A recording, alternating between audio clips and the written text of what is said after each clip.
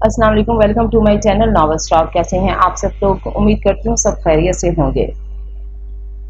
Novel the desire की first episode आपकी खिदमत में हाजिर है, जिसे लिखा है माही राजपूत ने। अगर आप मेरे चैनल पर नए हैं तो काइंडली चैनल को सब्सक्राइब करके कमेंट, लाइक और शेयर जरूर कीजिए। तो आइए फर्स्ट एपिसोड की तरफ चलते हैं।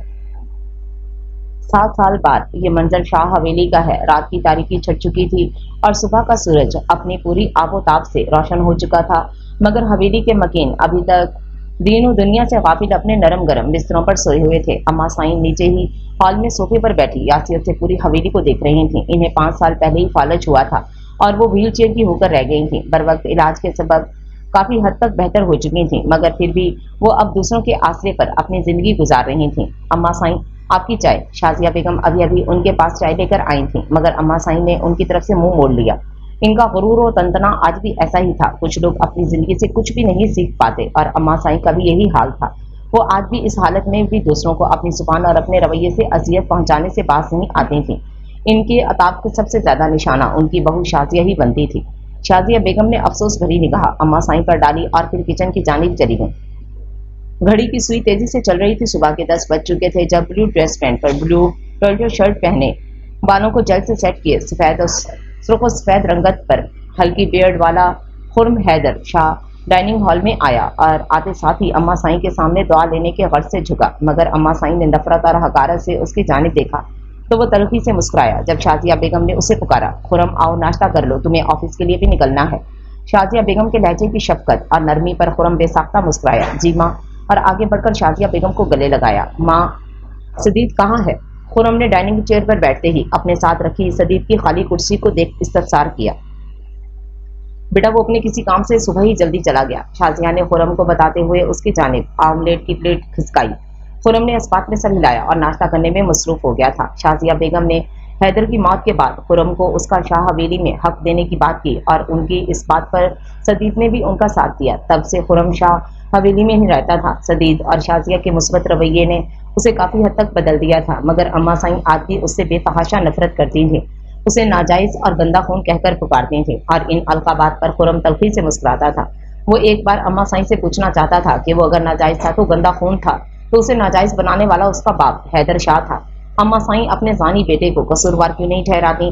उनके बेटे के करतूत जानने के बावजूद खुरम को क्यों धुतकारा जाता था? फकत इसलिए कि वो नाजायज था।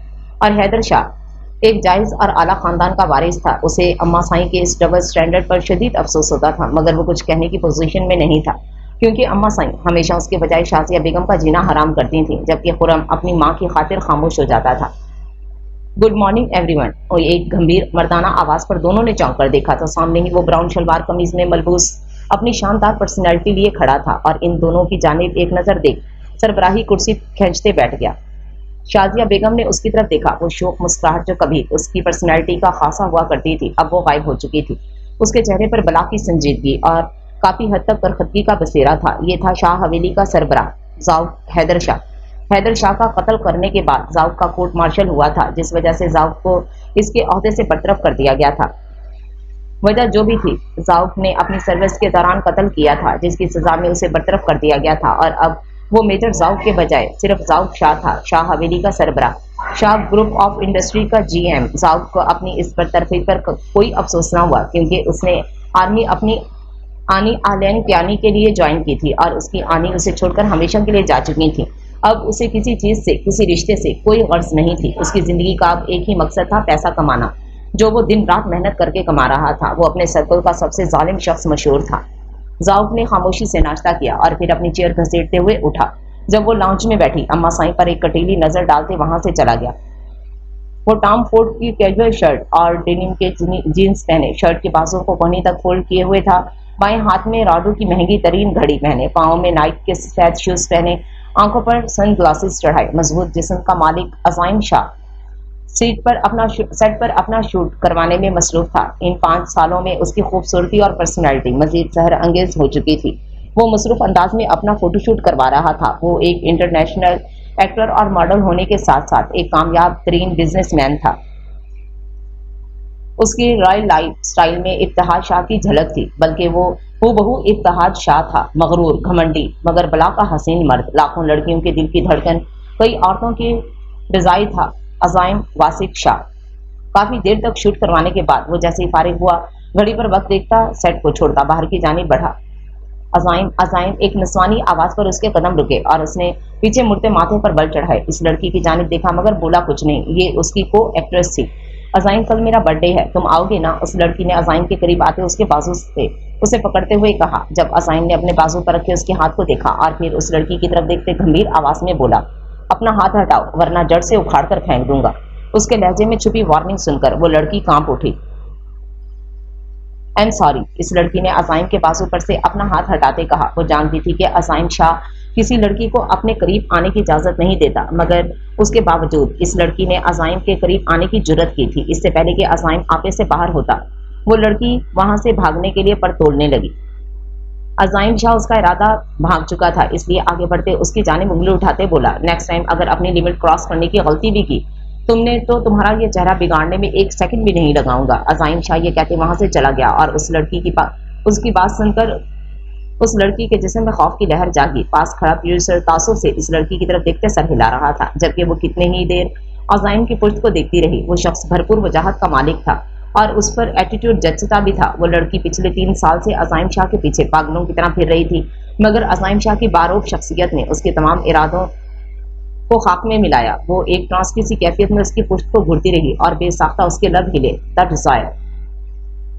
अजाइन शाह गाड़ी की पुश्त पर सर टिकाए बाहर के मनाजिर देखने में मसरूफ था। उसके चेहरे पर बड़ा की संजीदगी थी। सख्ती से लब भींचे वो गहरी सोच में गुम था। 10 साल से वो शोबिज़ में था, मगर उसने आज तक अपनी हदूद को नहीं तोड़ा था। वजह उसकी मामा की तरबियत थी या उसकी मोहब्बत अनूद इब्तिहाज शाह। अनूद का ख्याल आते उसके लबों पर एक दिलकश मुस्कुराहट बिखरी और उसका डिम्पल नुमाया हुआ, जैसे उसका ड्राइवर भी नोट कर चुका था। सर, आपकी मुस्कुराहट आसमान पर रोशन किसी सितारे की मानिंद है और आपका ये डिम्पल फूलों का हुस्न भी मान कर दे। सीरियसली वलीद, मैं लड़की नहीं हूँ जो तुम इतने डायलॉग मारते हो। अजाइन शाह अपने ड्राइवर की बात सुनकर कहका लगाते हुए बोला। उसे मालूम था कि 24 साल वलीद उसका डाई हार्ड फैन है, जिसने उसके करीब रहने के लिए कितनी मिन्नत और समाजत के बाद ये जॉब हासिल की थी। और अजाइन शाह भी उससे बहुत अच्छे से पेश आता था, उसे फैमिली की तरह ही ट्रीट करता था। कुछ ही देर बाद गाड़ी एक खूबसूरत महलनुमा घर के सामने रुकी और अजाइन शाह लबों पर दिलकश मुस्कुराहट सजाए गाड़ी से निकला। ऑफिस से अपना काम निपटाने के बाद जाउक हैदर शाह ऑफिस से निकला। जब ड्राइवर ने उसके आते ही गाड़ी का बैक डोर ओपन किया और जाउक बर्क रफ्तारी से गाड़ी में बैठा। ड्राइवर फौरन से ड्राइविंग सीट पर बैठा और जाउक के अगले हुक्म का मुंतजिर था। बशीर, हमारे बहरिया वाले अपार्टमेंट ले चलो गाड़ी। मेजर जाउक ने ड्राइवर को हुक्म दिया। जब ड्राइवर अस्बात में सर हिलाते गाड़ी ड्राइव करने लगा। कुछ ही देर में गाड़ी बहरिया टाउन इस्लामाबाद के अपार्टमेंट्स की हदूद में दाखिल हुई। उन्होंने पार्किंग में गाड़ी खड़ी की। तुम घर चले जाओ, हम आज रात यहीं रुकेंगे। जाउक इतना कहते गाड़ी से निकला और चंद ही पल में वो एक अपार्टमेंट के सामने खड़ा उसका लॉक खोलने में मसरूफ था। वो जैसे ही लॉक खोलता अंदर दाखिल हुआ, किसी ने उसे पीछे से हक किया। एक दिलकश मुस्कुराहट उसके लबों पर खिल उठी। शाह साईं, आप आ गए। मैं कितने दिनों से आपकी राह तकती रही थी। एक पल को सुकून नहीं मिल रहा था। एक नुस्वानी आवाज जाउक के कानों से टकराई और नुस्वानी उंगलियां जाउक के सीने पर रेंग रही थीं। जाउक ने अपना हाथ पीछे की तरफ ले जाते उस लड़की के बालों से पकड़कर एक ही जश्न में उसे अपने सामने ला खड़ा किया और फिर टांग से दरवाजा बंद करता उस लड़की का रुख बदलता उसे दीवार से पिन कर चुका था और उसके कान के करीब सरगोशी करते कहा, अबरीश, हम आ गए हैं ना, अब तुम्हें भी सुकून देंगे और खुद भी तुमसे सुकून लेंगे। जाउक की बात सुनकर अबरीश के गाल शर्म से लाल होने लगे। एक शर्मिंदी मुस्कुराहट उसके लबों पर खिल उठी जब जाउक ने उसकी पुष्ट पर बिखरे बालों को हटाया और पीछे से उसकी गर्दन पर अपने लब रखे और उसे चूमने लगा। जाउक के हाथ अबरीश के सीने पर रेंग रहे थे और लब मुसलसल अबरीश की गर्दन को चूमने में मसरूफ थे। अबरीश के पूरे वजूद में सरूर और लज्जत की लहर जागी जब जाउक ने उसका रुख अपनी जानिब किया और अब उसके चेहरे पर जा बजा अपना लम्स छोड़ने लगा। अबरीश जाउक के बालों में उंगलियां फेरती उसका साथ देने लगी जब जाउक उसके लबों पर अपने लब रखे इन्हें चूमने के अंदाज में काटने लगा। कुछ ही पल में अबरीश जाउक की शिद्दतों के सामने हार मान चुकी थी और अपना आप जाउक को सौंपती उसकी कुर्बत के हसीन लम्हात को जीने लगी।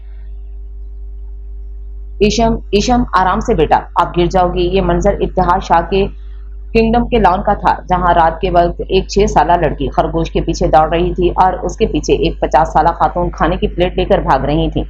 नो नो दादो, मैं इब्तिहाज शाह की नवासी हूँ, ईशम अजाइन शाह, मैं नहीं गिर सकती, वो 6 साला बच्ची चीखते हुए बोली और इन खातून के लबों पर मुस्कुराहट बिखरी।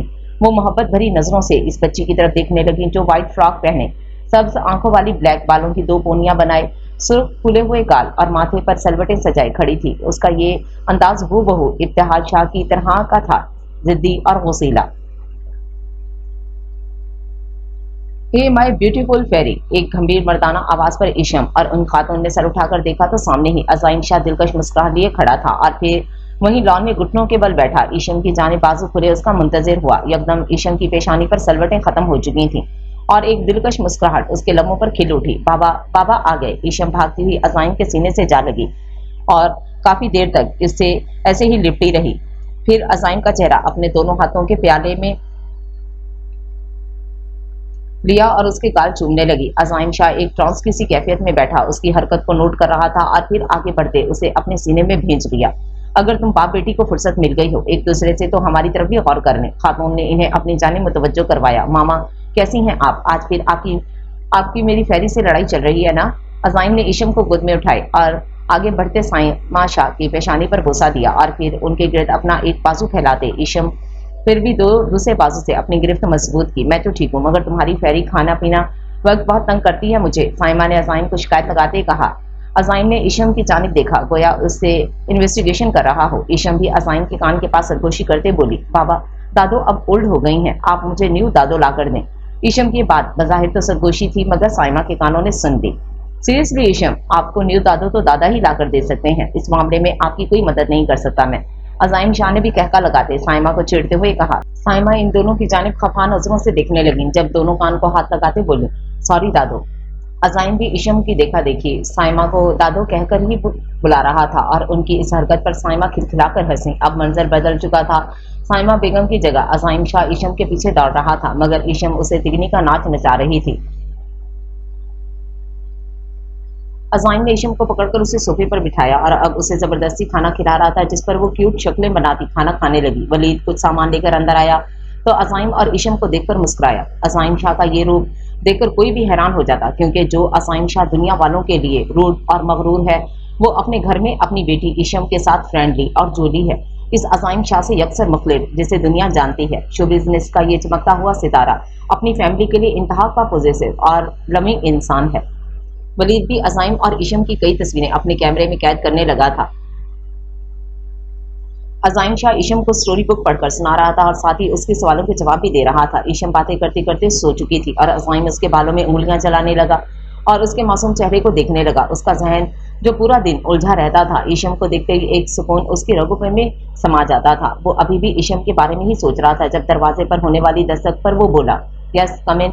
उसकी इजाजत मिलने पर साइमा शाह कमरे में आई। उनके हाथ में दूध का ग्लास देख अज़ाइन मुस्कुराया। मामा हम जब से पाकिस्तान शिफ्ट हुए हैं आपने मेरी आदतें खराब कर दी हैं, ये काम मैं खुद किया करता था यूके में।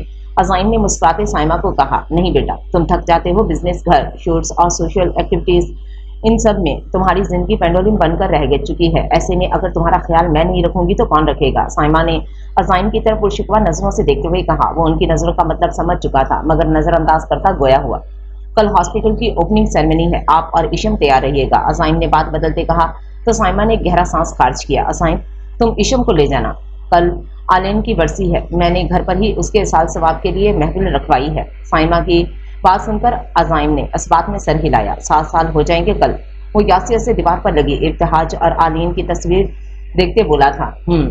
साइमा ने भी हुंकारा भरते कहा। ये मंजर इस्लामाबाद के एक प्राइवेट हॉस्पिटल का है जहां वो 31 साल यंग डॉक्टर ब्लैक जीन्स पर व्हाइट टॉप और व्हाइट ही कोट पहने गले में स्टेथोस्कोप डाले पूरे हॉस्पिटल का राउंड लेने में मसरूफ थी। उसकी हील की टिक टिक तमाम लोगों को अपनी जानिब मुतवज्जो कर रही थी और फिर जो देखता हैरान हुए बगैर न रहता।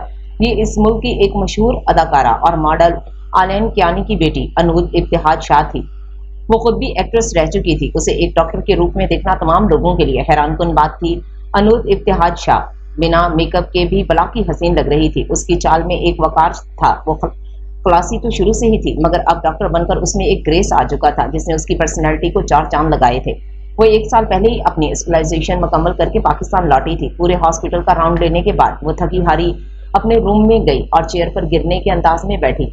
आंखें मूंद चुकी थी जब एक ख्याल के तहत फौरन सीधी होकर बैठी और अपना लैपटॉप ऑन किया। डेस्कटॉप पर लगी इब्तिहाज शाह की तस्वीर को देखकर मुस्कुराई और फिर इंस्टाग्राम लॉगिन करते अज़ाइन शाह को सर्च किया। सामने वो दिलकश मर्द अपनी वजीह सरापे और सहर अंगेज शख्सियत का जादू चलाए स्क्रीन पर नमूदार हुआ था। डिजायर डॉक्टर अनूद के लब बेसाख्ता हिले और फिर वो इधर उधर देखने लगी, गोया उसे अपनी चोरी पकड़े जाने का खौफ हो। फिर वो कमेंट सेक्शन चेक करने लगी और कमेंट्स पढ़ते पर उसकी आंखों में गुस्से की रमक थी। उफ, hot and sexy, wow, handsome, hot, desire, कई कमेंट्स उसके नजरों से गुजरे। वो अब न्यूज फीड की तरफ बढ़ी और शोबिस की कई पेजेस पर उसे असाइन के साथ उसकी को एक्ट्रेस का फोटोशूट नजर आया। अनूद ने गुस्से में मुठ्ठियां भींची। उफ, इनका कपल तो आग लगा चुका है, उनकी केमिस्ट्री तो कमाल है। ऐसे कई कमेंट्स पढ़ते हुए अनूद के गुस्से का ग्राफ बढ़ चुका था। उसने कुछ सोचे अपना फोन उठाया और कॉल मिलाई। Hello doctor Anood, Iftikhar Shah here. अरे अनूद तुम? दूसरी जानिब से हैरत का इजहार किया गया था, जिसे अनूद नजरअंदाज करते बोली, राव अज़ाइन शाह के साथ हमारा फोटोशूट करवाओ, हम शो बिजनेस में कम बैक करेंगे और हमारी कम बैक की खबर पूरे फोटोशूट के साथ ही वायरल होनी चाहिए। अनूद ने हुक्मी अंदाज में कहा। उसकी बात सुनकर उसका मैनेजर थूक निकलते बोला, मगर मैम आपके कम बैक पर बाकी एक्ट्रेसेस का बिजनेस तो खत्म समझे। अनूद मैनेजर की बात सुनकर मुस्कुराई और बिना कुछ बोले कॉल काट दी। तो मिस्टर अज़ाइन शाह, अब देखती हूँ कैसे किसी एक्ट्रेस को आपके करीब आने का मौका मिलता है। You are mine, only mine. Iftikhar Shah की बेटी से टक्कर बहुत महंगी पड़ेगी आपको। वो दिल ही दिल में अज़ाइन से मुखातिब हुई और फिर रिलैक्स अंदाज में सीट की पूछ से टेक लगाते आंखें मूंद गई थी। साईं, मैंने आपको बहुत याद किया, क्या आप भी मुझे याद करते हैं? अगली सुबह ज़ाउक हैदर शाह की आंख खुली तो अपने सीने पर सर रखे लेटी अबरीश की बात सुनकर मुस्कुराया। अबरीश की उंगलियां मुसलसल ज़ाउक के बनहना सीने के बालों को छिड़ रही थीं। अबरीश, हमने तुम्हें याद किया और हम तुमसे मिलने आ गए। तुमने याद किया होता तो तुम भी मिलने आ जाती। ज़ाउक ने उसका सर अपने सीने से हटाते तकिए पर रखा और चादर में छुपे उसके वजूद को देखते दूर हटा और साइड टेबल से सिगरेट का पैक उठाकर सिगरेट सुलगाने लगा। साईं, मैं आपसे मिलने आ जाती, सीरियसली साईं, क्या आपने मुझे इतना हक दिया है कि मैं आपसे पब्लिक में मिलने आ सकूं? अबरीश ने एक तल्ख मुस्कुराहट लबों पर सजाते कहा। वो ये कहती बेड से उठने की कोशिश करने लगी जब ज़ाउक उसका इरादा भांपता सिगरेट एस्ट्रे में मसलता उसको अपनी जानिब खींच चुका था और वो किसी कच्ची डोर की मानित उसके सीने से जा लगी। ज़ाउक ने अपने हाथों की गिरफ्त उसकी कमर पर मजबूत की और उसके जिस्म से चादर हटाकर उसके बरहना जिस्म पर अपने प्यासे लब रखे अबरीश को खामोश करवा चुका था। ज़ाउक की शिद्दतें एक बार फिर सहने के बाद अबरीश उसके सीने पर ही सर रखे सो चुकी थी। 2 घंटे बाद जब उसकी आंख खुली तो उसने खुद को बेड पर तन्हा पाया। ज़ाउक हैदर शाह वहां से जा चुका था। अपनी इस कदर बेहिद के होने के बावजूद अबरीश सर झटकते खुद को चादर से कवर करते उठी। शावर के नीचे खड़ी वो मुसलसल अपने और ज़ाउक के बारे में सोच रही थी। 7 साल से वो ज़ाउक हैदर शाह की बीवी बनकर जिंदगी गुजार रही थी, मगर सिर्फ इस अपार्टमेंट में जो ज़ाउक ने ही उसे शादी के बाद गिफ्ट किया था। ज़ाउक हैदर शाह ने इस रिश्ते को डिक्लेयर नहीं किया था और अबरीश को भी इस बात का जिक्र करने की इजाजत नहीं थी। अबरीश कभी कभी ऐसी जिंदगी से तंग आ जाती थी, मगर उसकी ज़ाउक हैदर शाह के लिए मोहब्बत यकतरफा थी और यकतरफा मोहब्बत किसी जानलेवा अजाब से कम नहीं होती। इस बात का अंदाजा अबरीश को बखूबी था। वो भी अब इस यकतरफा मोहब्बत के अजाब में कुड़ती जा रही थी, जाने उसे सुकून कब मिलना था। यूं ही सोचते सोचते कई आंसू उसकी आंखों से निकले जो कि पानी के साथ ही बह चुके थे। मेरी जिंदगी की तरह मेरे आंसू भी बेमोल ही हैं, अबरीश तलखी से बोलते शावर बंद कर चुकी थी। ज़ाउक हैदर शाह जैसे ही शाह हवेली पहुंचा, सामने कुछ बच्चों को देख कर उसकी तैबरी में इजाफा हुआ। ये सब क्या हो रहा है? खुरम हैदर शाह जो शाजिया बेगम के साथ खड़ा बच्चों को सियाफ कर रहा था, ज़ाउक की बात सुनकर चौंक उठा। शाजिया ने ज़ाउक के चेहरे पर मौजूद सर तासरात देख उसे चुप रहने का इशारा किया। वो जैसे ही हॉल में दाखिल हुए, ज़ाउक शाह इनका मुंतजिर खड़ा था और उनसे सवाल कर रहा था। मैंने पूछा, ये सब क्या हो रहा है? ये कौन लोग थे? ज़ाउक ने एक एक लफ्ज चपाते पूछा। जावी बेटा, आज आली की बरसी है ना, तो उसके इसाल सवाब के लिए घर में महफिल। शाजिया बेगम की बात सुनकर ज़ाउक की आंखें गुस्से की शिद्दत से लाल हो चुकी थी। बरसी है तो घर से बाहर मना, मेरे घर में ये सब काम नहीं होंगे। कितनी बार कह चुका हूँ आप सब लोगों को। ज़ाउक चीख रहा था जब शाजिया बेगम ने उसे कहा, बेटा वो तुम्हारी आनी इससे पहले कि शाजिया अपनी बात मुकम्मल कर दी, ज़ाउक ने मेज पर पड़ा गुलदान उठाकर दीवार से मारा। मकसद शाजिया को चुप करवाना था। For God sake Mrs Haider Shah, for God sake बस कर दें, अब मेरा इस औरत से कोई रिश्ता नहीं है, समझिए आप, कोई रिश्ता नहीं है मेरा आलम के आनी से। वो मेरी कुछ नहीं लगती हैं। नफरत करता हूँ इस बेवफा और झूठी औरत से, नफरत, सिर्फ नफरत। आज के बाद अगर इस हवेली में किसी ने उसका नाम लिया तो उसे मेरे अताब से कोई नहीं बचा सकता। वो इन दोनों पर कटीली नजर डालता हुआ जैसे ही अपने कमरे में जाने के लिए सीढ़ियां चढ़ा, फिर सीढ़ियां चढ़ते रुका। 1 सेकेंड, आज का दिन तो बहुत खास दिन है। इस दिन को सेलिब्रेट करने के लिए इस हवेली में पार्टी होगी। खुरम, एक ग्रैंड पार्टी ऑर्गेनाइज करो और पूरे शहर को दावत दो। आज ज़ाउक हैदर शाह इस दिन को भरपूर तरीके से एंजॉय करेगा। ज़ाउक खुरम को ऑर्डर देता अपने कमरे में चला गया और खुरम शौक सा खड़ा देख रहा था। बट भाई, खुरम ने उसे समझाने की कोशिश की, जितना कहा है उतना करो। बट वाई, अगर मेरे सामने इन लफ्जों की कोई हैसियत नहीं है, मुझे सिर्फ ओके और हाँ सुनने की आदत है। You got it. ज़ाउक ये कहते ही वहां से चला गया। Iftikhar Shah kingdom Saima Shah dining table पर नाश्ता लगाने में मसरूफ थी, साथ ही साथ वो मुलाजमा को हदायत दे रही थी जब अजाइम शाह ईशम को गोद में लेकर डाइनिंग हॉल में पहुंचा। अस्सलाम वालेकुम मामा। अजाइम अपने लबों पर मुस्कुराहट सजाए उनसे बोला, गुड मॉर्निंग दादो। ईशम भी अजाइम के पीछे पीछे बोली, अजाइम ने ईशम को आंखें दिखाते हुंकारा भरा जब ईशम आंखों पर हाथ रखे खिलखिलाकर हंसी। उप्स सॉरी, अस्सलाम वालेकुम दादो। ईशम ने साइमा को सलाम किया और अब अजाइम के गाल पर किस की, जिस पर अजाइम ने उसे सीने में भेज लिया। वालेकुम सलाम मेरे बच्चों। साइमा ने आगे बढ़ते दोनों को गले लगाया। तीनों अपनी अपनी चेयर संभाल चुके थे और अब नाश्ता करने में मसरूफ थे। अजाइम का सारा ध्यान ईशम की तरफ था जो खाने पीने के मामले में बिल्कुल चोर थी। मामा, मैंने वलीद से कह दिया है, वो ऑर्फनेज में बच्चों के लिए खाना ले जाएगा और मसाजिद में भी भिजवा दूंगा खाना। अजाइम की बात सुनकर साइमा ने फखर से अपने बेटे की जानिब देखा जो हर शख्स हर रिश्ते का पास रखना जानता था। बाबा, हम मामा पास कब जाएंगे? ईशम ने अजाइम से इस्तफसार किया और अजाइम का दिल जोरों से धड़कने लगा। उसके लबों पर फिर से एक दिलकश मुस्कुराहट बिखरी जो कि मजीद गहरी हो चुकी थी। अभी 2 घंटे बाद हम मामा के साथ होंगे मेरी जान। अजाइम ने ईशम की तरफ देखते कहा। याहू, ईशम ने खुशी से कहका लगाया। साइमा ने दिल ही दिल में अपने बच्चों के दायमी खुशियों की दुआ की। नाश्ता करने के बाद अजाइम ईशम की जानिब मुतवज्जो हुआ। अब चलें? ईशम ने दूध का गिलास खत्म किया तो अजाइम की तरफ देखते सर हिलाया।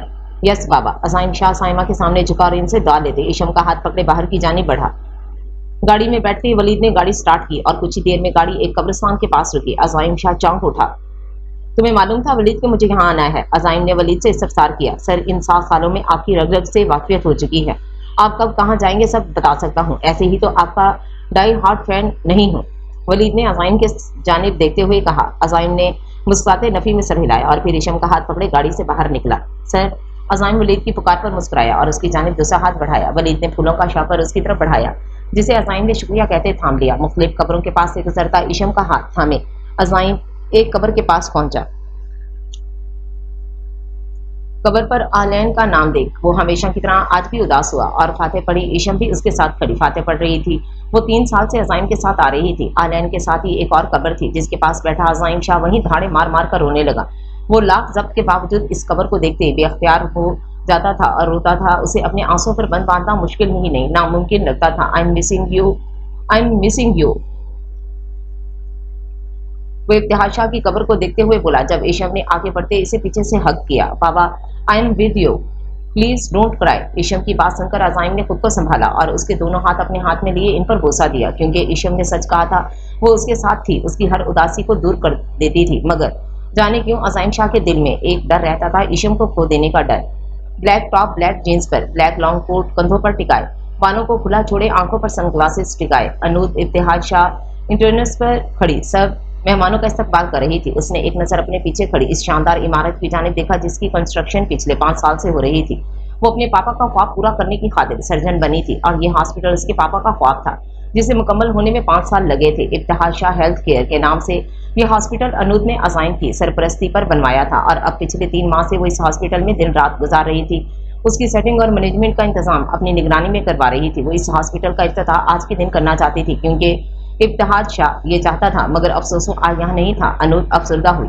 मैम, रिबन काटे, सब मेहमान आ चुके हैं। वो जनाब आंखों से अपने पापा के ख्वाब की तकमील देख रही थी। अपने असिस्टेंट की बात पर उसकी जानिब मुतवज्जो हुई। नहीं, अभी चीफ गेस्ट तो आए ही नहीं। वो दाखिली दरवाजे पर नजरें टिकाए बोली, मैम सर तो बिजी होते हैं, मैं उनके असिस्टेंट को कॉल की थी, मेरा नहीं ख्याल कि वो आएंगे। उसके असिस्टेंट से बता रही थी जब एक गाड़ी उसके सामने रुकी। वो आ गया। अनूद ने एक फखरिया नजर असिस्टेंट की जानिब उछाली और गाड़ी की जानिब मुतवज्जो हुई। गाड़ी की बैक डोर से ईशम भागती हुई उसकी जानिब बढ़ी। मामा मामा, ईशम ने आगे बढ़ते अनूद की टांगों के गिर्द बाजू लपेट लिए और अनूद की आंखें आंसुओं से छलक उठी। उसने नीचे बैठते ईशम को गले लगाया। मेरा सुकून, मेरी बेटी। ईशम, अनूद ने उसके गाल पर प्यार करते कहा। अकेली आई हो? अनूद ने डरते हुए ईशम से इस्तफसार किया। नो, बाबा के साथ। और अनूद के चेहरे पर सुकून तारी हुआ। उसने ईशम की रहनुमाई में दरवाजे के पास खड़े अजाइम शाह को देखा और उसके गिर्द लड़कियों का एक हजूम था जो सेल्फी लेने के लिए पागल हो रही थी। अनूद ने शदीद गुस्से की हालत में इन सब की तरफ देखा और एक कटीली नजर अजाइम शाह पर डाली जो एक ब्लैक शलवार कमीज पर ब्लैक चादर कंधों पर टिकाए बेतहाशा कुबरू लग रहा था। इतना बन संवर कर आने की क्या जरूरत थी? अजीब। अनूद दिल ही दिल में बोली थी, वैसे लग तो कमाल रहा है। फिर अपनी ही बात की नफी करते खुद को डिपटने लगी। अजाइम शाह अनूद की नजरों की तपिश महसूस कर चुका था और फिर फैंस के इस हजूम से अलग होता अनूद की जानिब बढ़ा और उसे सबके सामने गले लगाया।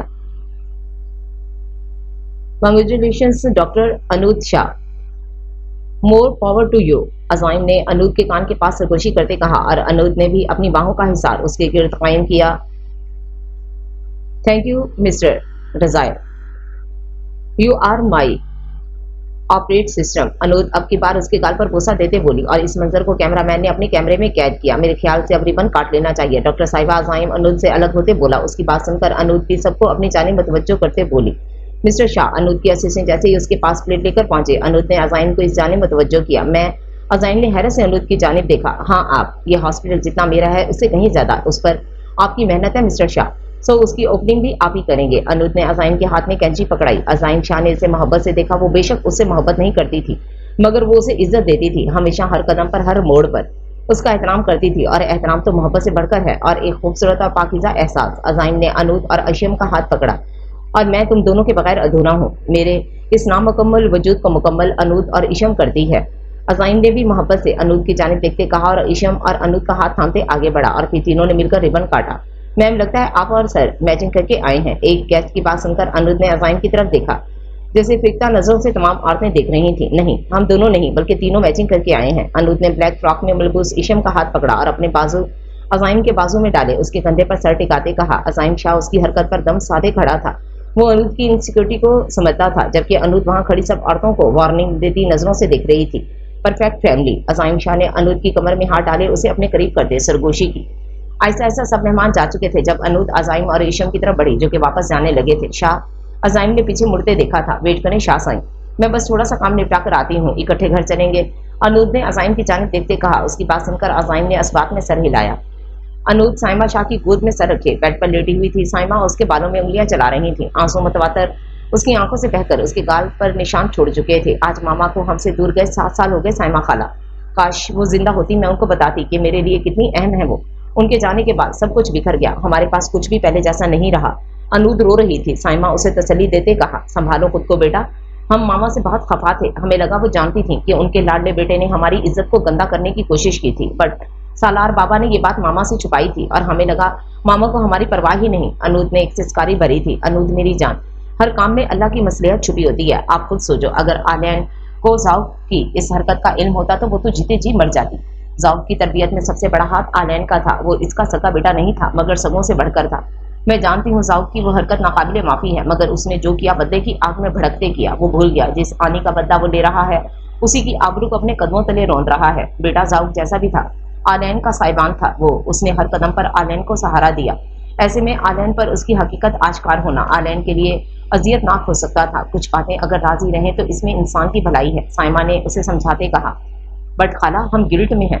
हम मामा से आखिरी वक्त तक खफा रहे, हम उनकी अच्छी बेटी नहीं बन सके। अनूद ने साइमा की गोद से सर उठाकर बेड पर बैठे हुए कहा, नहीं मेरी जान, आपने अजाइम शाह से रुखसती करवा के आलैन की रूह को सुकून पहुंचाया है। बस अब बुरे ख्यालात दिल से निकाल दो। साइमा ने अनूद को समझाते कहा। अनूद की बात सुनकर अस्बात में सर हिलाते उनसे अलग हुई और जब दरवाजे के पास खड़े अजाइम को देखकर उसकी जानिब मुतवज्जो हुई। साइमा ने भी उसकी तकलीफ में दरवाजे की जानिब देखा, जहां अजाइम लब भींचे सर तासरात चेहरे पर सजाए खड़ा था। अजाइम बेटा, तुम आगे चलो, रात बहुत होगी, तुम लोग सो जाओ, साइमा ने एक साथ दोनों को मुखातिब करते कहा। अजाइम जवाब दिए बगैर वहीं दरवाजे के सामने खड़ा रहा। साइमा के जाते ही अनूद अब बेडशीट ठीक करने लगी। उसे अजाइम की नजरें और उसकी खामोशी कंफ्यूज कर रही थी। क्या हुआ साईं? अनूद ने उस खामोशी को तोड़ते कहा। कुछ होना था अनूद? अजाइम ने उससे उल्टा सवाल किया, जिस पर अनूद गड़बड़ाई।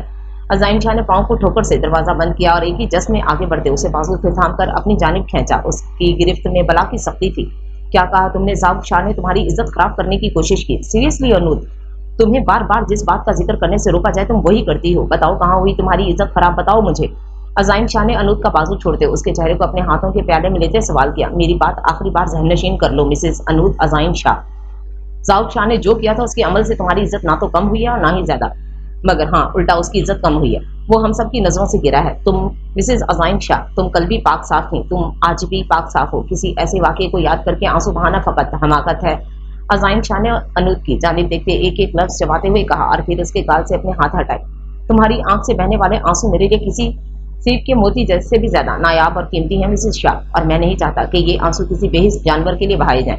अजाइम ने ये कहते ही अनूद के गाल पे लब रखे और उसके एक एक आंसू को चुनने लगा। अनूद उसके लम्स पर कांप उठी थी। बाबा, मामा, इशम की आवाज पर दोनों संभले, जो कि दरवाजे के बाहर खड़ी इन दोनों को आवाजें दे रही थी।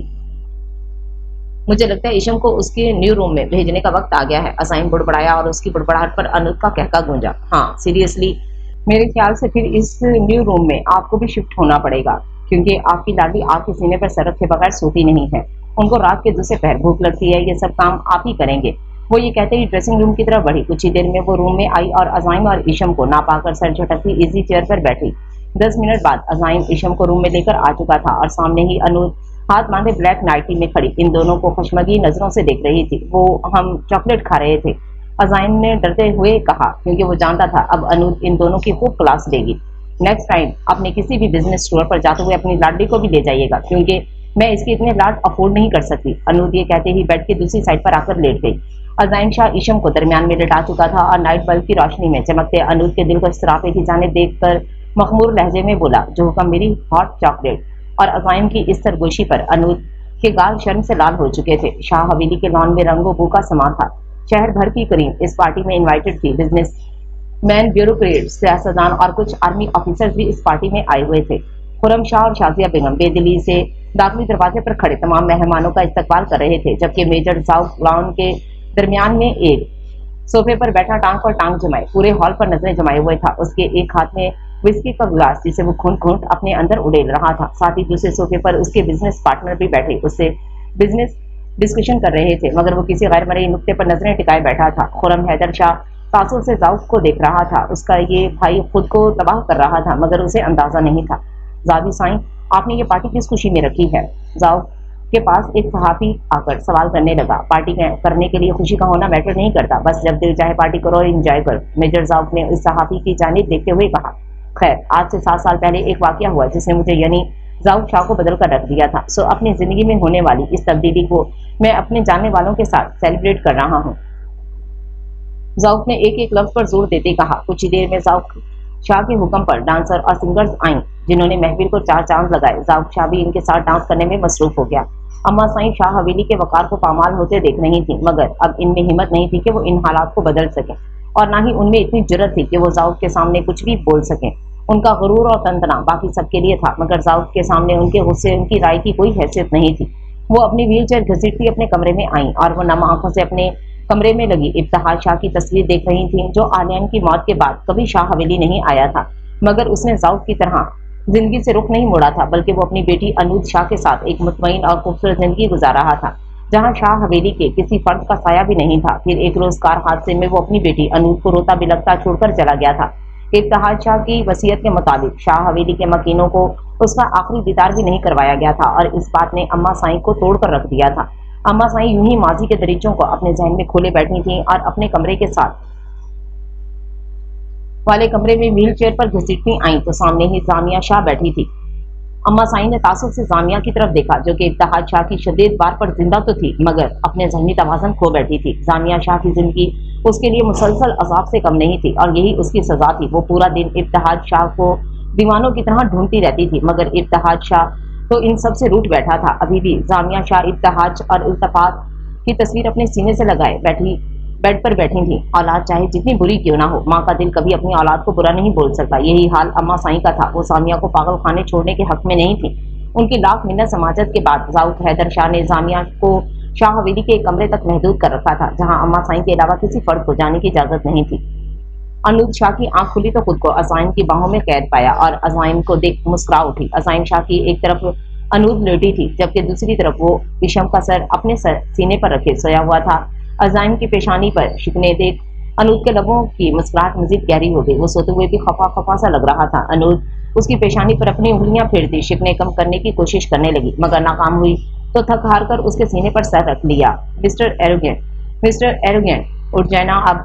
अनूद मुंह बसोड़ते अज़ाइम के सीने पर अपनी थोड़ी रखी उसे फुर्सत से देखने लगी और फिर उसे जगाने की कोशिश करने लगी। पहले आप मेरा दीदार कर लें सुकून से, फिर उठ जाऊंगा। अज़ाइम शाह ने आंख दबाते अनूद से कहा, आज जाग रहे थे चीटर कहेंगे। अनूद मसरी गुस्से से बोली, हैरान तो ऐसे हो रही हैं जैसे जानती नहीं कि मैं कब से जाग गया। अज़ाइम ने उसे छेड़ते कहा। अनूद उसकी दाढ़ी पर अपना हाथ फेरने लगी। अज़ाइम, आप बियर्ड में बहुत हैंडसम लगते हैं। अनूद अज़ाइम की बात को इग्नोर करते बोली, अच्छा मेरा इरादा तो क्लीन शेव करने का था। अज़ाइम ने अनूद के बालों में उंगलियां चलाते कहा, व्हाट, सीरियसली अज़ाइम साईं, आपके इरादे बिल्कुल पसंद नहीं है मुझे। अनूद ने नाक चढ़ाते कहा, मेरी बेटी को दाढ़ी चुभती है ना, इसलिए क्लीन शेव करूंगा।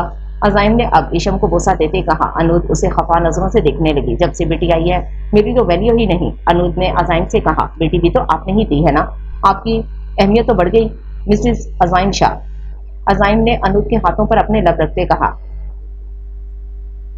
वैसे एक बात बताओ, मेरी दाढ़ी मेरी बेटी की मामा को भी चुभती है क्या? अजाइम शाह ने अनूद से इस्तफसार किया। अनूद ने अजाइम के गाल पर अपने लब रखे और अजाइम शाह का दिल जोरों से धड़कने लगा। अनूद अब उसकी दाढ़ी पर लब रख चुकी थी और फिर उसकी जानिब देखते बोली, ईशम की मामा को ईशम के बाबा की कुर्बत में चुभन नहीं सुकून मिलता है अजाइम शाह साईं। ये कहते ही अनूद ने अपना चेहरा अजाइम के सीने में छुपा लिया। वो भले ही बोल्ड थी मगर अजाइम की कुर्बत में वो शर्माती भी बहुत थी।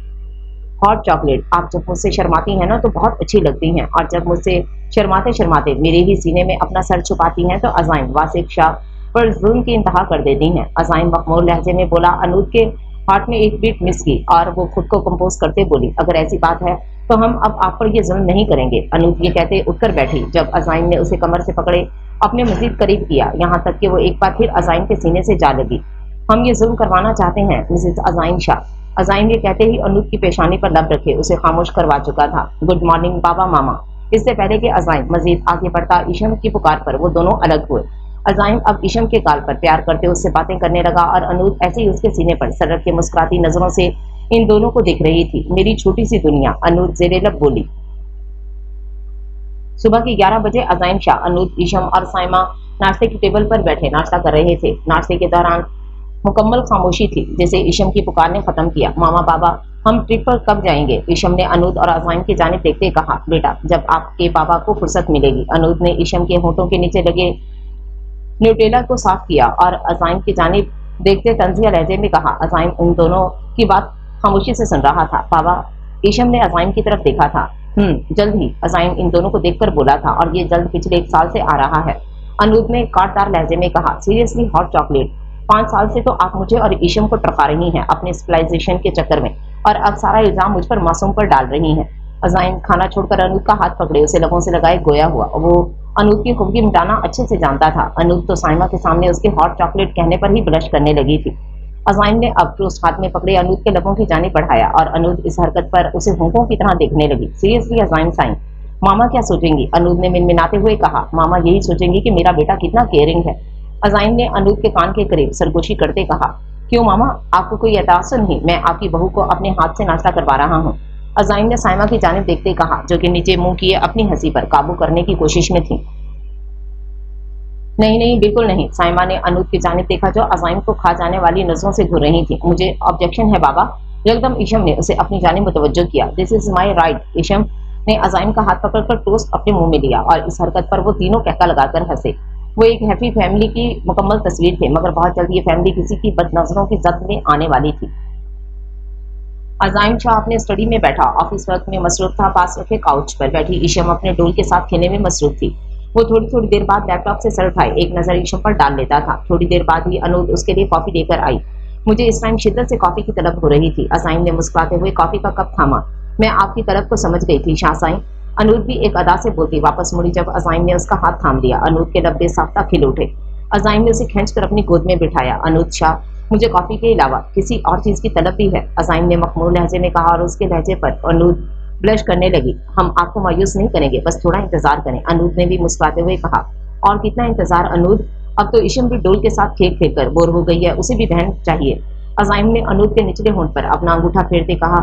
उसे अनूद के होंठ के पास तिल बहुत पसंद था। वो बेअख्तियार अपने लबों से उसका तिल छूने के लिए आगे बढ़ा और कुछ ही पल में अनूद का तिल अजाइम के लबों की कैद में था। अनूद आंखें बंद किए बैठी अजाइम की शिद्दत महसूस कर रही थी। वो भी उसकी कुर्बत में मचल रही थी जब अजाइम खुद ही उससे अलग हुआ। बस अभी से जान निकल रही है हॉट चॉकलेट। ये कहते ही वो अनूद की गर्दन पर बने तिल को चूमने लगा। अनूद की धड़कन मजीद तेज हो गई। वो खुद पर काबू करते अजाइम के सीने पर हाथ रखे उसे खुद से दूर करती उसकी गोद से उठी। जब से शादी हुई है आप बहुत बेबाक हो गए हैं अजाइम साईं, कभी भी कहीं भी किसी भी वक्त इमरान हाशमी बन जाते हैं आप। अनूद ये कहते ही पास वाले सोफे पर बैठी और अपनी कॉफी का मग उठाए लबों से लगाया। मिसेज अजाइम शाह, अपने महरम के साथ ये बेबाकियां करने के लिए मेरे पास परमिट लेटर है, दिखाऊं क्या? अजाइम ने उसे पावर करवाते कहा।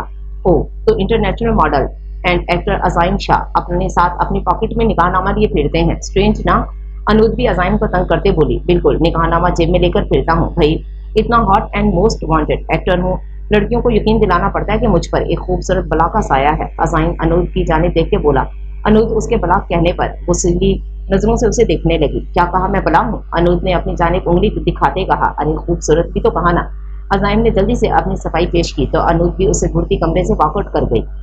अज़ाइम शाह का काम निपटाने के बाद इंस्टाग्राम लॉग इन कर चुका था। जाउक शाह की कल रात की पार्टी की तस्वीरें देखकर वो चौंका नहीं था। उसे जाउक से यही उम्मीद थी। वो तासुब से जाउक की पिक्चर देखने लगा जहां वो इन 7 सालों में बारोब बना था। वहीं उसके चेहरे पर हमेशा रहने वाली मुस्कुराहट मफकूद थी। वो दुख की एक तस्वीर बना हुआ था जिसे वो अपने रोबो दबदबे से छुपाने की कोशिश में मसरूफ था। अज़ाइम सर झटकता लैपटॉप शट डाउन करता ईशम को उठाता बाहर की जानिब कदम बढ़ा चुका था।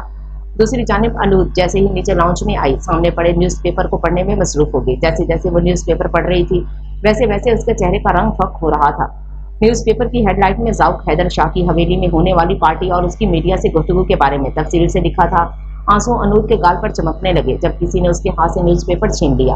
अनूद ने सर उठाकर सामने देखा तो अज़ाइम शाह लब भींचे उसके सामने खड़ा था। शाह वो, अनूद ने अज़ाइम को पुकारा। Enough enough Anood Shah. अज़ाइम ने उसके हाथ के इशारे से रोका और फिर नफी में सर हिलाते वहां से चली गई। शाम का वक्त था। आसमान पर परिंदे अपने घोंसलों की तरफ वापस लौट रहे थे। बिल्कुल वैसे ही हर इंसान को भी अपने असल की तरफ लौट कर जाना है। अनूद यूं ही लॉन में रखी कुर्सी की पुर से टेक लगाए आसमान को देख रही थी। पास ही ईशम अपने खरगोश के साथ खेलने में मसरूफ थी। अनूद के दिल में उदासियों का बसेरा था। आज 2 दिन हो चुके थे इस वाक़ये को। इस दिन के बाद अज़ाइम शाह अनूद से बात तक नहीं कर रहा था। वो बैठी बैठी उस रात के बारे में सोचने लगी जब वो ईशम को सुलाने के बाद बेचैनी से अज़ाइम का इंतजार कर रही थी मगर वो घर नहीं आया था। अज़ाइम का फोन भी मुसलसल बंद था। रात के 2 बज गए जब अज़ाइम शाह कमरे में आया तो अनूद उसकी तरफ बेचैनी से लपकी। शाह कहाँ थे आप? वो फौरन उसके गले लगी। उससे भीगे लहजे में पूछ रही थी मगर आज अज़ाइम ने उसके गिर्द अपना हिसार कायम नहीं किया था। मैं अपने किसी भी अमल के लिए आपके सामने जवाब दे नहीं हूँ अनूद इब्तहाज शाह। अज़ाइम ने अनूद को पीछे हटाते कहा और अनूद हैरत से उसे देखने लगी। शाह मेरी बात तो सुने। अनूद ने अज़ाइम के बाजू पर अपनी गिरफ्त मजबूत करते कहा। क्या सुनूं मैं? हाँ क्या सुनूं? क्या समझती हो तुम मुझे? मैं कोई खिलौना हूँ या तुम कोई डमी हो जो मेरी कहीं बात समझ नहीं आती तुम्हें? अज़ाइम ने एक एक लफ्ज पर जोर देते कहा। उसका लहजा अभी भी धीमा था। मेरे बार बार समझाने के बावजूद तुम जाउक शाह के लिए आंसू बहाती हो। वो इतना अहम है तुम्हारे लिए? अब की बार अज़ाइम ने अनूद को कंधों से पकड़े कहा था। मैं जस्ट उसकी पार्टी करने और ड्रिंक करने पर रो रही थी। अनूद ने उसे समझाते कहा। Party drink so what? अगर वो पार्टी कर रहा है ड्रिंक कर रहा है तो तुम क्यों परेशान हो रही हो? वो जो भी करे, we have nothing to do with it all. Look Anood Shah, मैं औरतजात पर चीखने चिल्लाने के सख्त खिलाफ हूँ और ना ही मैं तुम पर चीखना चाहता हूँ। अब की बार अज़ाइम शाह ने अनूद के गाल अपने हाथों में दबोचे यहाँ तक के अनूद को अपने जबड़े दुखते महसूस हुए। मेरी बात कान खोलकर सुन लो। मैं सालार दुरानी नहीं हूँ जो किसी तीसरे को अपने और अपनी बीवी के बीच बर्दाश्त करूँ। मैं अज़ाइम वासिक शाह हूँ, शाह हवेली का वारिस इत्तेहाद शाह का भतीजा। जो मेरा है वो सिर्फ मेरा है। मैं अपनी चीज़ों पर किसी की नज़र बर्दाश्त नहीं कर सकता। फिर तुम तो एक जीती जागती इंसान हो जिस पर अज़ाइम वासिक शाह की मोहर लग चुकी है। तुम जब तक मेरे निकाह में नहीं थी मैं तुम्हारी जाउक शाह के लिए दीवानगी सहता रहा हूँ, मगर अब जब तुम मेरे निकाह में हो, मेरी महरम हो, मैं बिल्कुल भी नहीं चाहूँगा कि तुम किसी तीसरे मर्द को हमारे बीच लाओ। और कसम है मुझे इस मोहब्बत की जो मैंने तुमसे की है। अगर तुमने मेरे साथ बेवफाई की तो मैं तुम्हें छोड़ने में 2 सेकंड नहीं लगाऊंगा। You got it. अज़ाइम ने उसका गाल छोड़ते वार्निंग देते अंदाज में उंगली उठाई।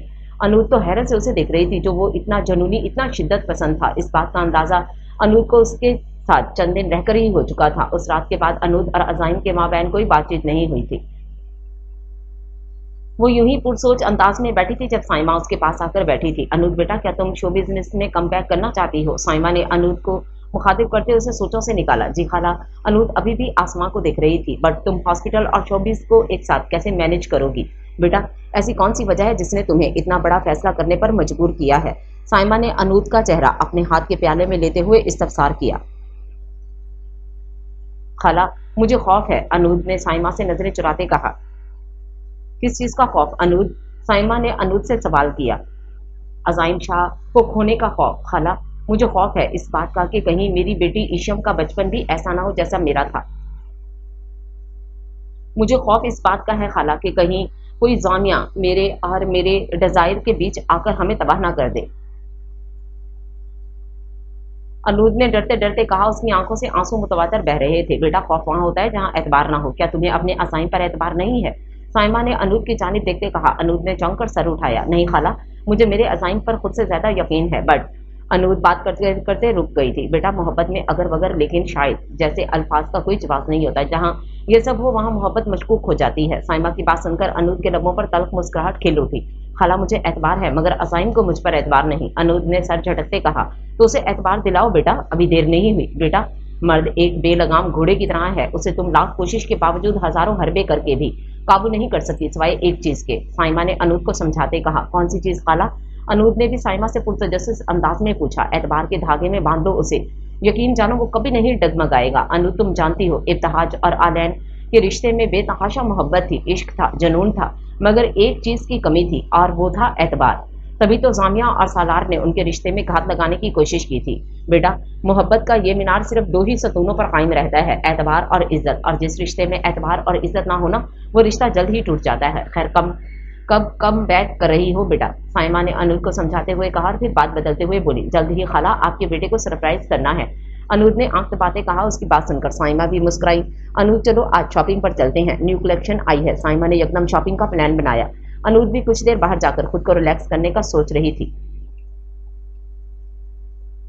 शाजिया बेगम खुरम के साथ टीवी लाउंज में बैठी चाय पी रही थी जब अम्मा भी उनके पास व्हील चेयर घसीटती आई। अरे वाह, मेरे बेटे के पैसे पर ऐश हो रहा है, बहुत अच्छे। अम्मा बी ने तंसिया लहजा अपनाते कहा। उनकी बात सुनकर खुरम वहां से उठकर अपने कमरे की जानिब बढ़ने लगा। जब उसके कदम अम्मा बी की बात सुनकर रुक गए।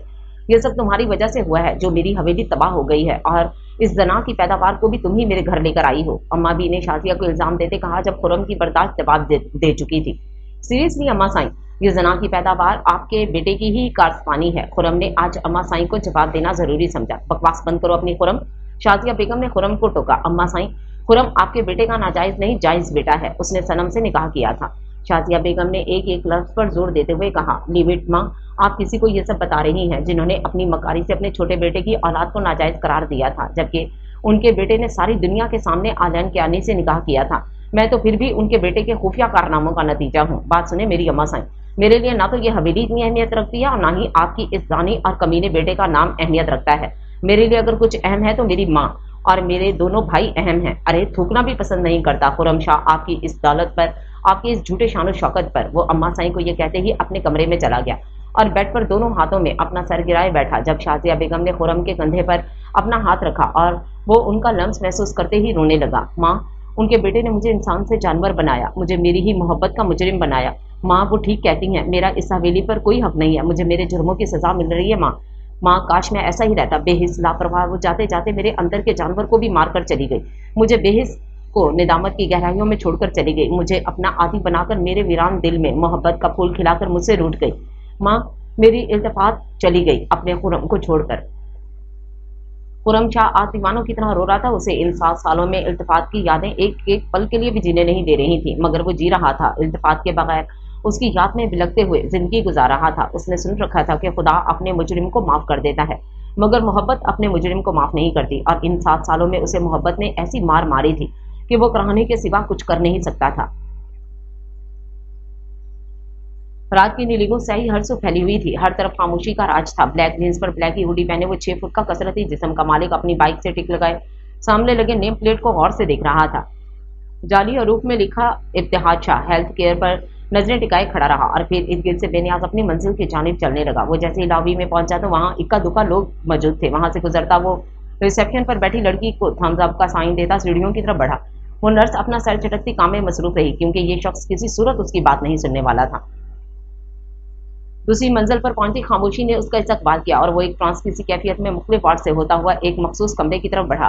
कमरे का लॉक खोलते उसके हाथ हमेशा की तरह कांपने लगे, मगर वो ढीठ बना लॉक खोलता अंदर आया। सामने ही मुख्तलिफ मशीनों में जकड़ी वो बेहिस्सो साख अस्पताल के बिस्तर पर पड़ी उसके जब्त का इम्तिहान ले रही थी। उसे देखते ही उसका दिल बड़ी तेज रफ्तारी से धड़का। उसके लिए एक एक कदम उठाना मुश्किल हो रहा था, मगर वो अपने कदम घसीटता उसकी जानिब बढ़ा। उस लड़की का चेहरा जर्द पड़ चुका था और इन मशीनों के सहारे जिंदा थी। वो आगे बढ़ता बेखुदी में उसके चेहरे पर झुका जहां ऑक्सीजन मास्क लगा था।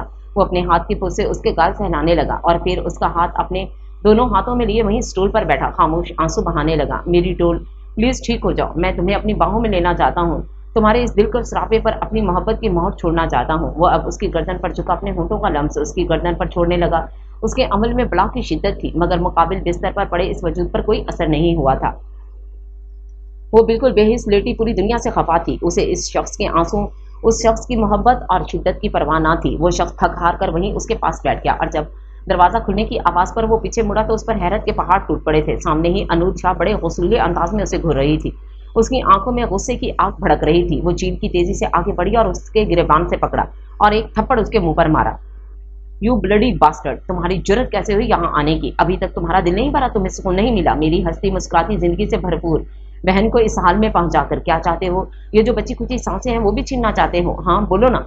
अब चुप क्यों हो डिप्टी कमिश्नर साहब? अब की बार अनूद ने उसे धक्का दिया। भाभी मेरी बात सुने। उसने खुद को कंपोज करते आगे बढ़ते अनूद को कंधों से थामने की कोशिश की, मगर अनूद ने खुद को उससे छुड़वाकर एक बार फिर उससे गिरेबान से पकड़ा। You listen to me carefully. तुम डिप्टी कमिश्नर होगे तो दूसरों के लिए, मेरे लिए तुम एक रास्कल, एक घटिया और एक कमजोर इंसान हो, बिल्कुल अपने बाप और अपने भाई की तरह। आज के बाद अगर तुम मुझे मेरी बहन के आसपास या हॉस्पिटल के इर्द गिर्द भी नजर आए ना तो याद रखना इब्तिहाज शाह की बेटी तुम्हारा वो हाल करेगी कि तुम और तुम्हारा पूरा खानदान किसी को मुंह दिखाने के लायक नहीं रहोगे।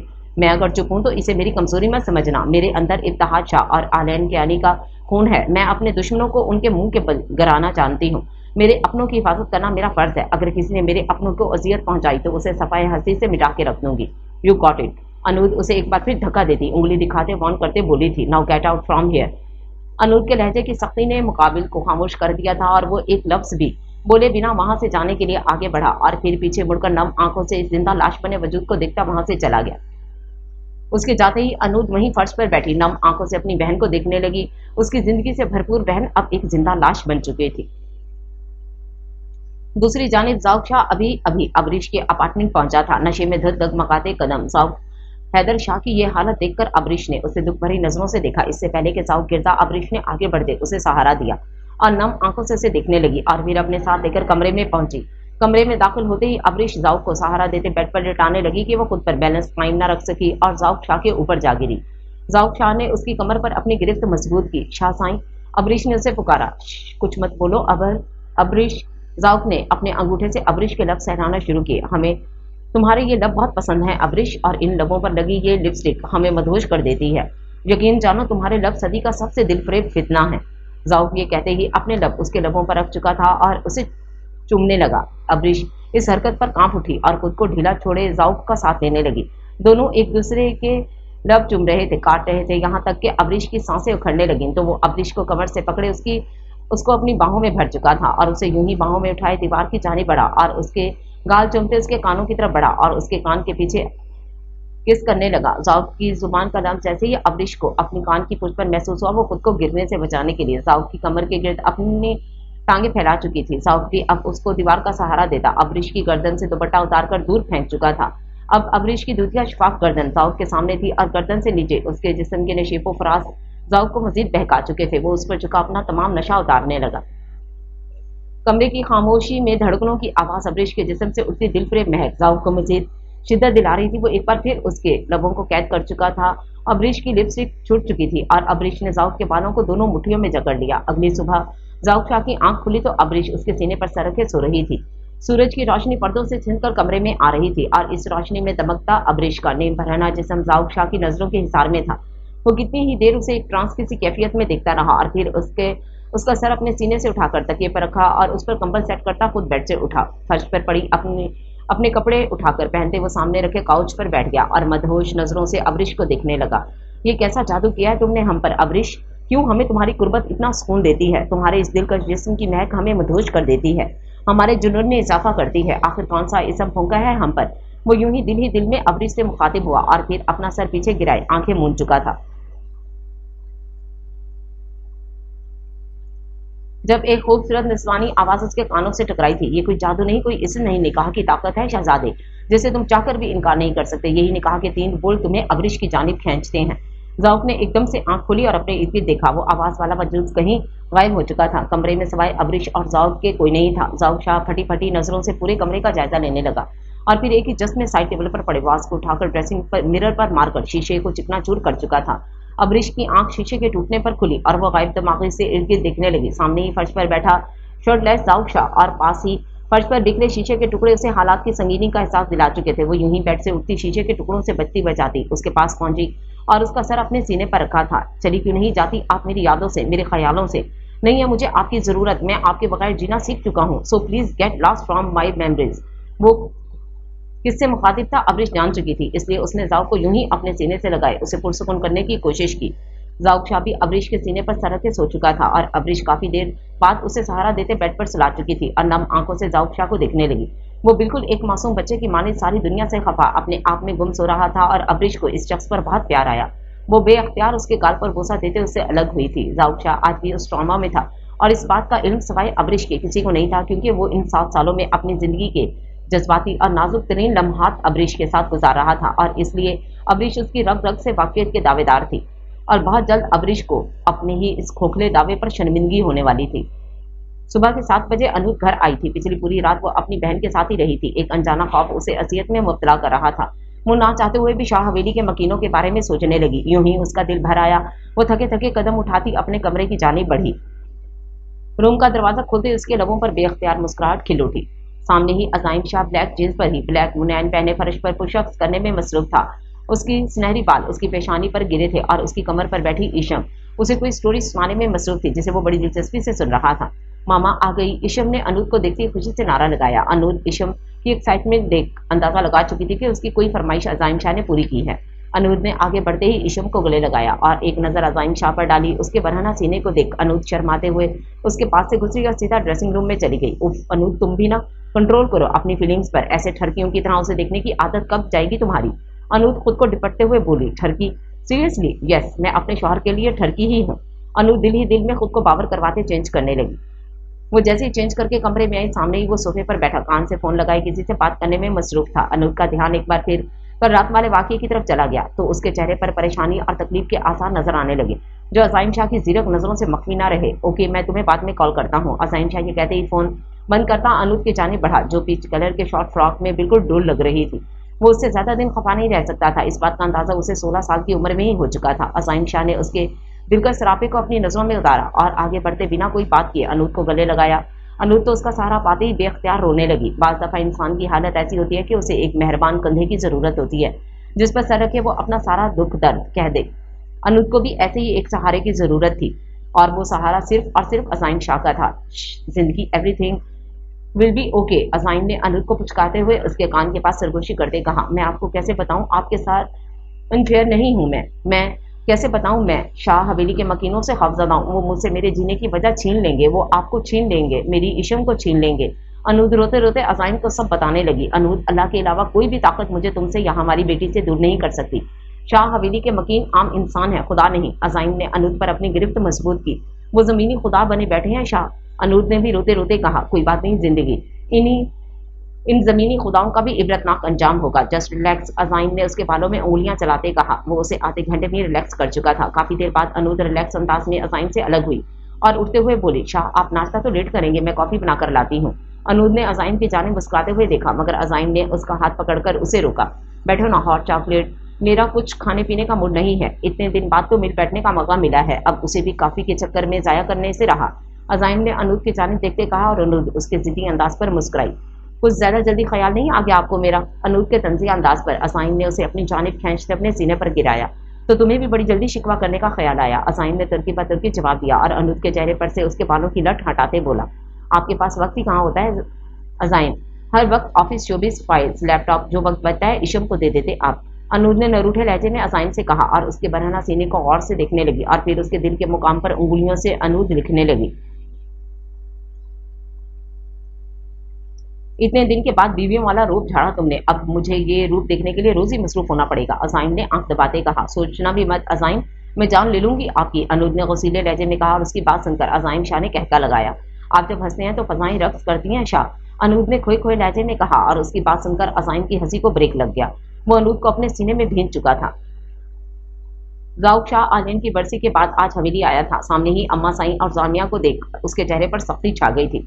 वो इन दोनों को इग्नोर करता सीढ़ियों की जानिब बढ़ा जब एक मर्दाना आवाज उसके कानों से टकराई। लाला आप आ गए, मैं कब से इंतजार कर रहा था। जाउक ने इस आवाज पर पीछे मुड़कर देखा। सामने ही ब्राउन शर्ट और ब्राउन ही जीन्स पहने एक खूबसूरत मुस्कुराहट होंठों पर सजाए सदीद हैदर शाह खड़ा था। इससे पहले कि वो आगे बढ़कर जाउक के गले लगता, जाउक ने उसे हाथ के इशारे से पास आने से रोका।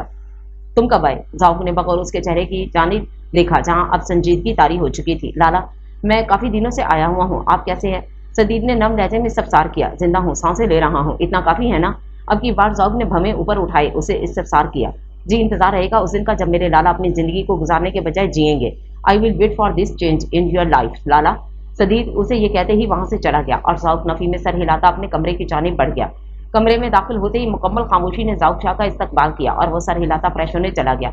कुछ ही देर में वो व्हाइट शलवार कमीज पहने अपने कमरे में आया और बेड पर बैठकर सामने लगी अपनी इनलार्ज तस्वीर को देखने लगा और फिर कुछ सोचते हुए वो बेड से उठा और इस तस्वीर को दीवार से हटाया और फिर बेअख्तियार उसकी आंखों से आंसू छलकने लगे। अपनी तस्वीर के नीचे छुपी आलैन कियानी की तस्वीरों को देखकर इन आंसुओं पर बंद बांधना मुश्किल था। वो रो रहा था, हाँ वो रो रहा था, वो मर्द होकर रो रहा था क्योंकि वो कमजोर पड़ चुका था।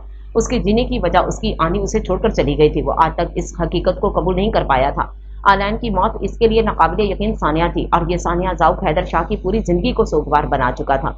उसके लबों से हंसी छीन चुका था। हाँ जाउक हैदर शाह बर्बाद हो चुका था और रही सही कसर वो मजीद खुद को बर्बाद करके पूरी कर रहा था। वो सारी दुनिया के सामने आलैन कियानी से नफरत का ऐलान करता था, उसे बेवफा कहता था जो उसे इस जालिम दुनिया में तन्हा छोड़ गई थी। मगर उसका दिल आज भी यही तमन्ना करता था कि कहीं किसी कोने से उसकी आनी निकल कर सामने आए और उसे गले लगाए। आनी आपका बॉय मर रहा है। आनी आप जानती थी आपका जावी आपके बगैर सरवाइव नहीं कर सकेगा, उसके बावजूद आप अपने जावी को छोड़कर चली गई। आनी प्लीज वापस आ जाओ। आपका जावी आपको याद नहीं करता बल्कि आपके लिए तरसता है, तड़पता है। आपके जावी का ये तारीख नसीब आपसे वाबस्ता ये करबनाक यादें आपके जावी को अंदर से खत्म कर चुकी हैं। आनी प्लीज कम बैक या फिर मुझे अपने पास बुला लो। आनी वो यूं ही दीवार के साथ अपना सर टिकाए रोता हुआ बैठ गया था। वो इस वक्त जाउक हैदर शाह नहीं बल्कि आलैन का जावी बन चुका था जो पूरा दिन आलैन से नफरत का इजहार करता था और रात को अपने कमरे में आते ही वो अपनी आनी को याद करते बिलखता रहता था। ये मंजर एक बार क्लब का है जहां नशे में धुत तमाम लड़के लड़कियां गुनाहों की दुनिया में कदम रख चुके थे। वहीं एक सोफे पर बैठी टांग पर टांग चढ़ाए सामने के मंजर को दिख रही थी और एक तल्ख मुस्कुराहट उसके लबों पर बिखरी। वो यूं ही सर झटकते इन सबको दिख रही थी। अरे अबरिश तुम यहाँ? एक जानी पहचानी आवाज के ताक़ुब में अबरिश ने सर उठाकर देखा। ये उसकी दोस्त जायशा थी जो कि कुछ साल पहले ही लंदन चली गई थी। अरे जायशा तुम यहाँ? Wow nice to meet you. Abrish खुशदिली से उसके गले लगी। ये बताओ इंग्लैंड से कब आई तुम? अबरीश ने उसे अपने पास सोफे पर जगह दी और उससे सवाल किया। बस यार क्या करूं, मेरा तो कोई इरादा नहीं था, बस किसी की चाह में आना पड़ा। जायशा ने उसे जवाब दिया और जायशा की आंखों के सामने वो दिल को सरापा जगमगाया और फिर सर झटकती सोफे की पूछ से टेक लगा चुकी थी। लगता है यकतरफा मोहब्बत के अजाब में फंसी हो। अबरीश ने उसकी जानिब देखते जूस का गिलास मुंह से लगाया और उसकी बात सुनकर जायशा के चेहरे पर कई रंग आए और यकदम उसकी आंखें नम होने लगी। हाँ बहुत जानलेवा अजाब है ये यकतरफा चाहत, बिल्कुल किसी दीमक की तरह मेरे दिल को चाट रही है, मुझे अंदर से खत्म कर रही है। जायशा ने अपने दिल की बात अबरीश से कही। तो जाओ जाकर उसके सामने इजहार करो इससे पहले कि कोई लड़की उसे ले उड़े। अबरीश ने उसके कंधे पे हाथ रख के कहा और अबरीश की बात पर जायशा के लबों पर तल्ख मुस्कुराहट बिखरी। वो पहले से किसी के जुल्फों का असीर है और उस पर किसी और के नाम की छाप है। उसे मेरे होने ना होने से फर्क नहीं पड़ता। अबरीश जायशा की बात सुनकर अबरीश ने अफसोस से उसकी जानिब देखा और उसकी कैफियत को समझती अपनी बात बदलते गोया हुई। चलो छोड़ो इस बात को, आओ मेरे साथ डिनर करते हैं। तुम लाहौर होती हो? जायशा ने उसकी रिहाइश की बाबत पूछ लिया। नहीं यार मैं इस्लामाबाद होती हूँ, बस कुछ ऑफिशियल काम था तो लाहौर आई हूँ। अबरीश ने उसे अपने बारे में बताया। दोनों ने अपने बचपन की बातें एक दूसरे के साथ शेयर करने लगी। शाह हवेली के सबमकीन डाइनिंग हॉल में बैठे नाश्ता करने में मसरूफ थे। तभी ब्लू ट्रैक सूट में मलबूस पसीने से शराबोर कान में ब्लूटूथ लगाए सदीद हैदर शाह सीधा डाइनिंग हॉल में पहुंचा। Good morning everyone. मुलाजिम के हाथ से टॉवल और जूस का गिलास थामे वो सबसे मुखातिब हुआ। मॉर्निंग सदीद मेरे पार्टनर हैं अब्दुल रहमान चीमा, उनकी बेटी रात से पुलिस स्टेशन है मगर वहाँ का कांस्टेबल उसे छोड़ने को किसी सूरत नहीं मान रहा। मैं मसरूफ हूँ इसलिए जा नहीं सकता। उम्मीद है कि तुम वहाँ जाकर लड़की को छुड़वा कर लाओ। जाउक शाह उसे गोया हुक्म देते बोला। लाला वेट आ सेकेंड, ब्रेक पर पाँव रखें। सुबह सुबह बजाय मुझसे अच्छी अच्छी बातें करने के मुझ पर हुक्म चला रहे हैं और वैसे भी इन मौसूफ से बोले ना, ये भी तो डिप्टी कमिश्नर हैं। सदीद ने जाउक को बावर करवाते करवाते एक नजर खामोश बैठे खुरम को देखा जो बिल्कुल खामोश बैठा नाश्ता करने में मसरूफ था, गोया इससे बढ़कर और कोई जरूरी काम ना हो।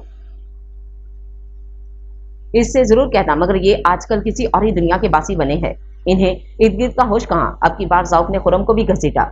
तुम खुरम शाह, मुझे आज के बाद तुम उस हॉस्पिटल के चक्कर लगाते मालूम हुए तो बहुत बुरी तरह पेश आऊंगा। खुरम ने चौंक कर सर उठाया। वो अपने भाई को जितना बेखबर समझता था वो उतना बेखबर नहीं था। खुरम ने हुंकारा भरते कहा, आज ही वो लड़की अपने घर पहुंच जानी चाहिए। सदीद औरत की इज्जत कांच की तरह होती है, जिसे जरा सी ठेस लगी तो वो कांच टूट जाएगा। जाउक शाह ने सदीद को कहा। जब उसे टोकते हुए सदीद गोया हुआ। सीरियसली लाला, औरत की इज्जत, ऐसी बातें करते आप बिल्कुल अच्छे नहीं लग रहे। जिस शख्स का माजी अपने ही खानदान की औरतों की इज्जत को चलने और बदले की आग में औरत को इस्तेमाल करने जैसी मिसालों से भरा हो। वो शख्स औरत के वकार पर बात करता अच्छा नहीं लगता। सदीद हैदर शाह खुरम और ज़ौक पर एक कटीली नजर डालता वहां से चला गया। गाड़ी लाहौर की सड़कों पर दौड़ रही थी। सदीद हैदर शाह लब भींचे पिछली सीट पर बैठा मोबाइल यूज कर रहा था। गाड़ी एक झटके में रुकी और सदीद शाह कार ड्राइव गाड़ी से निकला और जल्दी से पिछली सीट का दरवाजा खोलता हाथ बांधे खड़ा हो गया। सदीद शाह गाड़ी से निकला और अपनी कोट के बटन बंद किए। जब उसे देखते ही एक शख्स भागता हुआ उसकी तरफ बढ़ा। थैंक गॉड सर, आप आ गए। ये कांस्टेबल तो हमारी बात सुन ही नहीं रहा, उसने हाँफते हुए कहा। सदीद फकत उसे देखकर आगे बढ़ गया। वो जैसे ही अंदर दाखिल हुआ तो उस शख्स से मुखातिब हुआ। कहाँ है वो? सदीद के सवाल पर उस शख्स ने दाएं जानिब इशारा किया, जहां वो लड़का लड़की हाथ बांधे मुजरिमों की तरह खड़े थे। उनकी उम्र 20 साल के लगभग थी। सामने ही टेबल पर टांगे रखे चेहरे को कैप से ढके ब्लैक और खाकी यूनिफॉर्म में मलबूस ऑफिसर को देख सदीद ने सताइफी अंदाज में होंठ सुकेड़े। वो ऑफिसर बड़े सुकून से अपनी नींद पूरी कर रहा था और सामने ही कुछ लोग चीख चिल्ला रहे थे, दहाइयां दे रहे थे, मगर ऑफिसर के कान के नीचे से जूं भी ना रेंगी। सदीद शाह ने जल्दी से अपना फोन निकाला और इस ऑफिसर की वीडियो बनाने लगा। देखो ऑफिसर, तुम मुझे जानते नहीं हो, मैं तुम्हें 2 सेकंड में नौकरी से निकलवा सकता हूँ। एक शख्स भिपरे हुए अंदाज में बोला। मैं तुझे और तेरे काले धंधों को अच्छे से जानती हूँ, पर तुझ जैसे थर्ड क्लास आदमी के मुंह लगना मेरे स्टैंडर्ड के खिलाफ है। दूसरी बात, तू तो क्या, तेरा बाप भी मुझे इस कुर्सी से नहीं उठा सकता। तीसरी और आखिरी बात, तेरे बेटे का फ्यूचर तो हुआ तबाह। अगर तुम मेरी नींद खराब करने के जुर्म में हवालात की सैर नहीं करना चाहते तो चुपचाप अपने चेलों को लेकर निकलते बनो। एक खूबसूरत निस्वानी आवाज सुनकर वहां मौजूद सभी नफूस शॉक्ड हुए और सदीद हैदर शाह पर तो हैरतों के पहाड़ टूटे थे, मगर वो खुद को कंपोज करता आगे बढ़ा। टेबल पर रखी नेम प्लेट पर नजर पड़ी तो उसके लब बेसाख्ता मुस्कुरा उठे। मरीहा सालार दुरानी। सदीद शाह जेरे लब बोला और फिर गला खंगारता टेबल पर अपनी उंगली से नॉक करते बोला, अगर आपकी ड्यूटी आवर्स में नींद पूरी हो गई हो मोहतरमा तो क्या हम बात कर सकते हैं? सदीद ने जैसे ही कहा, मरीहा ने झट से आंखें खोली और अब की बार शॉक होने की बारी मरीहा की थी, मगर वो जल्दी खुद को कंपोज कर चुकी थी। Deputy commissioner Sadeed Haider Shah. सदीद ने जेब से कार्ड निकालते मरीहा की आंखों के सामने लहराया। मरीहा ने उसे तैश भरी नजरों से देखा। सो कांस्टेबल मरीहा दुरानी, 5 मिनट के अंदर अंदर इस लड़के और लड़की की बेल करें वरना। सदीद अपनी बात नामुकम्मल छोड़ चुका था। वरना क्या ऑफिसर? सदीद हैदर शाह। मरीहा ने सदीद की जानिब देखते बात बढ़ाई, वरना आपकी ये वीडियो सोशल मीडिया पर वायरल कर दूंगा और फिर होगा ये कि तुम्हारे इस दिल के सुरापे पर से ये यूनिफॉर्म उतरवा लिया जाएगा। सदीद ने एक आंख दबाते कहा और उसके सामने वीडियो चलने लगी जिसमें मरीहा बड़े सुकून से सो रही थी। मरीहा कुछ कहते हुए रुकी और फिर खुद को काबू करते बोली, अब्दुल, इन दोनों को छोड़ दो। मरीहा के लहजे में नमी घुल चुकी थी जिसे सदीद ने भी महसूस किया था। Now get out. मरीहा ने इन सबको खूंखार नजरों से घुरा था। खुरम बेटा। खुरम अभी अभी हवेली पहुंचा था जब शाजिया बेगम की पुकार पर रुका। जी माँ। उसने आगे बढ़ते उन्हें गले लगाया और फिर उनके गिर्द बाजू फैलाए लाउंज की चानी बढ़ा। आज देर कर दी तुमने। शाजिया बेगम ने खुरम से इस्तफसार किया। जी माँ, आपको तो पता है ड्यूटी पर जाता हूँ और शाम को लाला का ऑफिस वर्क में हाथ बटाता हूँ, खुरम ने थके थके अंदाज में कहा। वो पिछले 5 साल से डिप्टी कमिश्नर के ओहदे पर फाइज था और उसे ये ओहदा किसी की सिफारिश की बिना मिला था। उसने ये ओहदा अपनी मेहनत के बलबूते पर लिया था। खुरम, तुम शादी कर लो बेटा, मैं तुम्हें ऐसे नहीं देख सकती। जावी साई ने तो मेरी बात सिरे से नजरअंदाज कर रखी है और सदीद की ख्वाहिश जाने कब पूरी हो। मैं तुम्हारी तरफ से अपने दिल को ठंडक पहुंचाना चाहती हूँ। शाजिया की बात सुनकर खुरम तलखी से मुस्कुराया। माँ, मैं कैसे किसी के साथ अपना घर आबाद कर सकता हूँ जबकि मेरी मोहब्बत मेरी पहली और आखिरी आरजू, मेरी इल्तिफात पिछले कई सालों से जिंदगी मौत के बीच खड़ी है। मेरे मुस्तरिफ दिल को चैन कैसे मिल सकता है माँ? मेरी इल्तिफात के अलावा किसी का नहीं हो सकता मैं। खुरम ने एक एक लफ्ज पर जोर देते कहा। तो फिर क्या करोगे? शाजिया ने खुरम से इस्तफसार किया। इंतजार, फकत इंतजार। बेटा, तुम पिछले 7 साल से उसका इंतजार कर रहे हो। अगर वो ठीक हो गई तो क्या गारंटी है कि अनूद उसका हाथ तुम्हारे हाथ में देगी? शाजिया ने तेज लहजे में कहा। फिर भी इंतजार, अपनी सांसों के उखड़ने का इंतजार। खुरम ये कहते ही वहां से चला गया और पीछे शाजिया बेगम को परेशान छोड़ गया। शाजिया बेगम के साथ साथ ज़ौक हैदर शाह के चेहरे पर भी कई रंग आकर गुजरे थे। उसके वहमो गुमान में भी नहीं था कि उसका भाई इस हद तक इल्तिफात की मोहब्बत में गिरफ्तार है। ज़ौक शाह सर झटकता अपने कमरे की जानिब बढ़ा। आज कई सालों बाद 2 नाम उसके कान से टकराए थे, अनूद, इल्तिफात। इफ्तिखार शाह की बेटियां और दोनों की बर्बादी में ज़ौक शाह का हाथ था। उन लोगों के जाने के बाद मरिया अपना सर टेबल पर गिराए बैठी थी जब एक बार फिर सदीद शाह ने उसे टेबल पर नॉक करके अपनी जानिब मुतवज्जो किया। अब क्या बकवास करनी है? मरिया उसके परफ्यूम की महक से ही उसे पहचान चुकी थी, इसलिए बिना सर उठाए उसे मुखातिब किया। Miss Maria, don't you think कि हम पहले भी कहीं मिल चुके हैं? सदीद ने दोस्ताना लहजे में कहा। नो मिस्टर शाह, हम आज से पहले कभी नहीं मिले। मैं तो आपके नाम से भी आज ही वाकिफ हुई हूँ। अब की बार मरिया ने उसकी आंखों में आंखें डालकर जवाब दिया। सदीद ने उसकी तरफ देखा। वो बिल्कुल सीरियस अंदाज में बात कर रही थी। लगता है आपकी मेमोरी काफी कमजोर है। सदीद ने तंजिया लहजा अपनाया। मेरी मेमोरी बिल्कुल ठीक है, मैं आपको नहीं जानती। आप बिलाशुबा मेरे चेहरे पर किसी और का अक्स तलाश कर रहे हैं। अब की बार मरिया ने भी अपनी बात पर कायम रहते कहा, सही, जानती नहीं है तो जान जाएंगी। सदीक ने मरिया से कहा, इतना फजूल शौक नहीं है मेरा। Now you get lost. Maria ने इंसल्ट करते कहा। सदीक लब भींचे उसे देखता रहा। हॉट चॉकलेट, और कितनी देर है? अजाइम शाह घड़ी पर टाइम देखते कमरे में दाखिल हुआ तो सामने ही वो रेड इंडियन स्टाइल साड़ी पहने न्यूड मेकअप में बिल्कुल दिलकश लग रही थी। अजाइम शाह ट्रॉस्की सी कैफियत में अनूद को देखने लगा। क्या हुआ मिस्टर एरोगेंट, होश उड़ गए? अनूद अपनी कलाई पर परफ्यूम छिड़कते बोली। अजाइम शाह सर की पूछ पर हाथ फेरता आगे बढ़ा और उसे कमर से पकड़कर अपने करीब किया। कोई इतना हसीन कैसे हो सकता है, और फिर सारे का सारा कैसे हो सकता है? अजाइम शाह अनूद की गर्दन से बाल हटाए उसके कंधे पर डाल चुका था और खुद उसकी गर्दन पर झुका। अनूद भी खुद को ढीला छोड़कर उससे मनमानियां करने दे रही थी। वो खुद भी अजाइम की कुर्बत के लिए तरस रही थी। इससे पहले कि अजाइम मजीद कुछ करता, फोन पर होने वाली रिंग ने उसे अपनी जानिब मुतवज्जो किया। ये समाज हमें कभी एक नहीं होने देगा, अजाइम बुड़बड़ाता हुआ कहता फोन उठाते उसे जल्दी आने का इशारा करता बाहर चला गया। अजाइम शाह और अनूद किसी पार्टी में इन्वाइटेड थे। दोनों जैसे ही पार्टी में पहुंचे तो पूरे हॉल में एक गहमा गहमी फैल चुकी थी। रेड साड़ी और ब्लैक ड्रेस, पैंट कोट पर रेड ही टाई बांधे अजाइम शाह और अनूद एक साथ बिल्कुल परफेक्ट लग रहे थे, गोया वो परफेक्ट ड्रेस मैचिंग करके आए हों। Oh my god, a perfect couple, उफ so hot couple, they are made for each other. ऐसे कई कमेंट्स पूरे हॉल में गूंजने लगे। जाउक हैदर शाह जो कि अपने पार्टनर के साथ बिजनेस डिस्कशन में मसरूफ था, लोगों के कमेंट्स उसके कानों से टकराए तो वो भी शौक से पीछे मुड़ा और सामने ही अनूद और अजाइम शाह को देखकर जाउक शाह शॉक हो गया।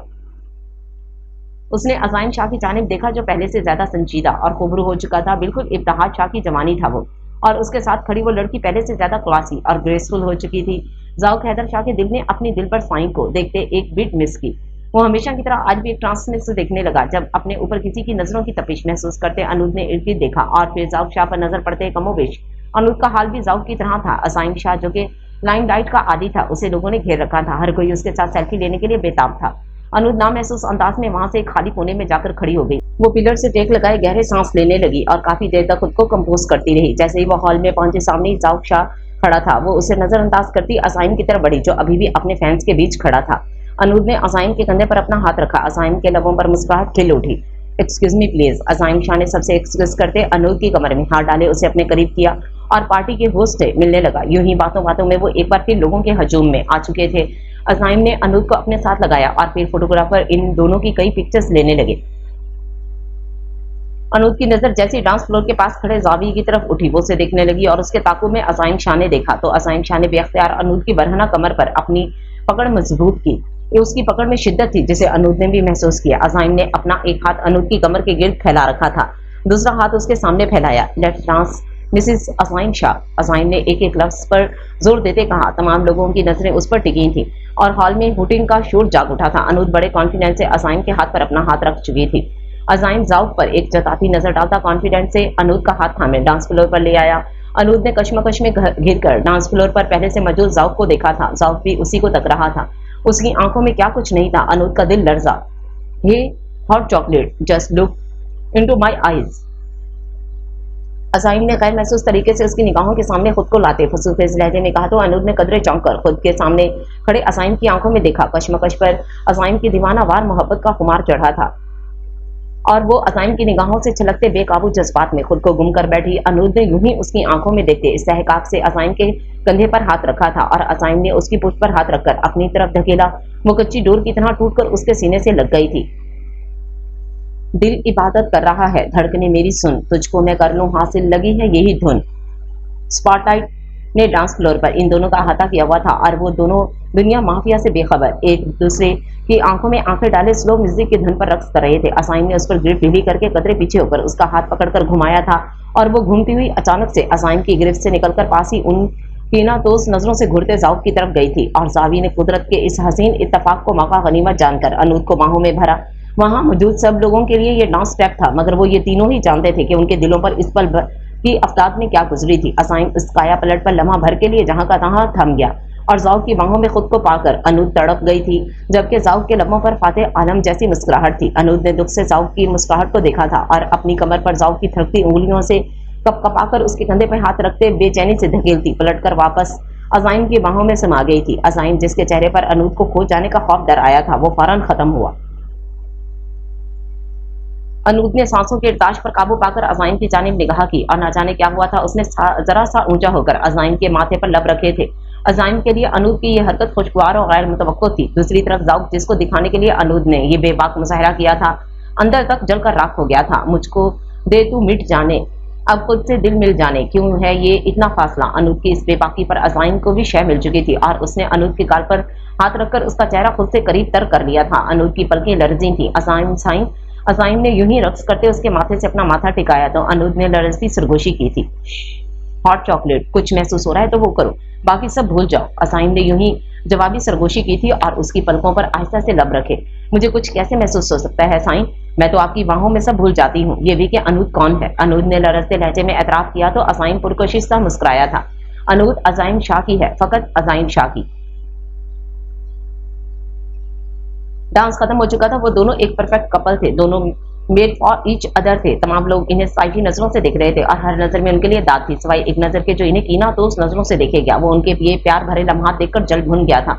वो दोनों अभी भी एक दूसरे में गुम थे जब हॉल में गूंजने वाली तालियों के शोर ने इन्हें होश दिलाया और वो एक दूसरे से अलग हुए। शाह, अनूद ने अज़ाइम को पुकारा था। जी मेरी हॉट चॉकलेट।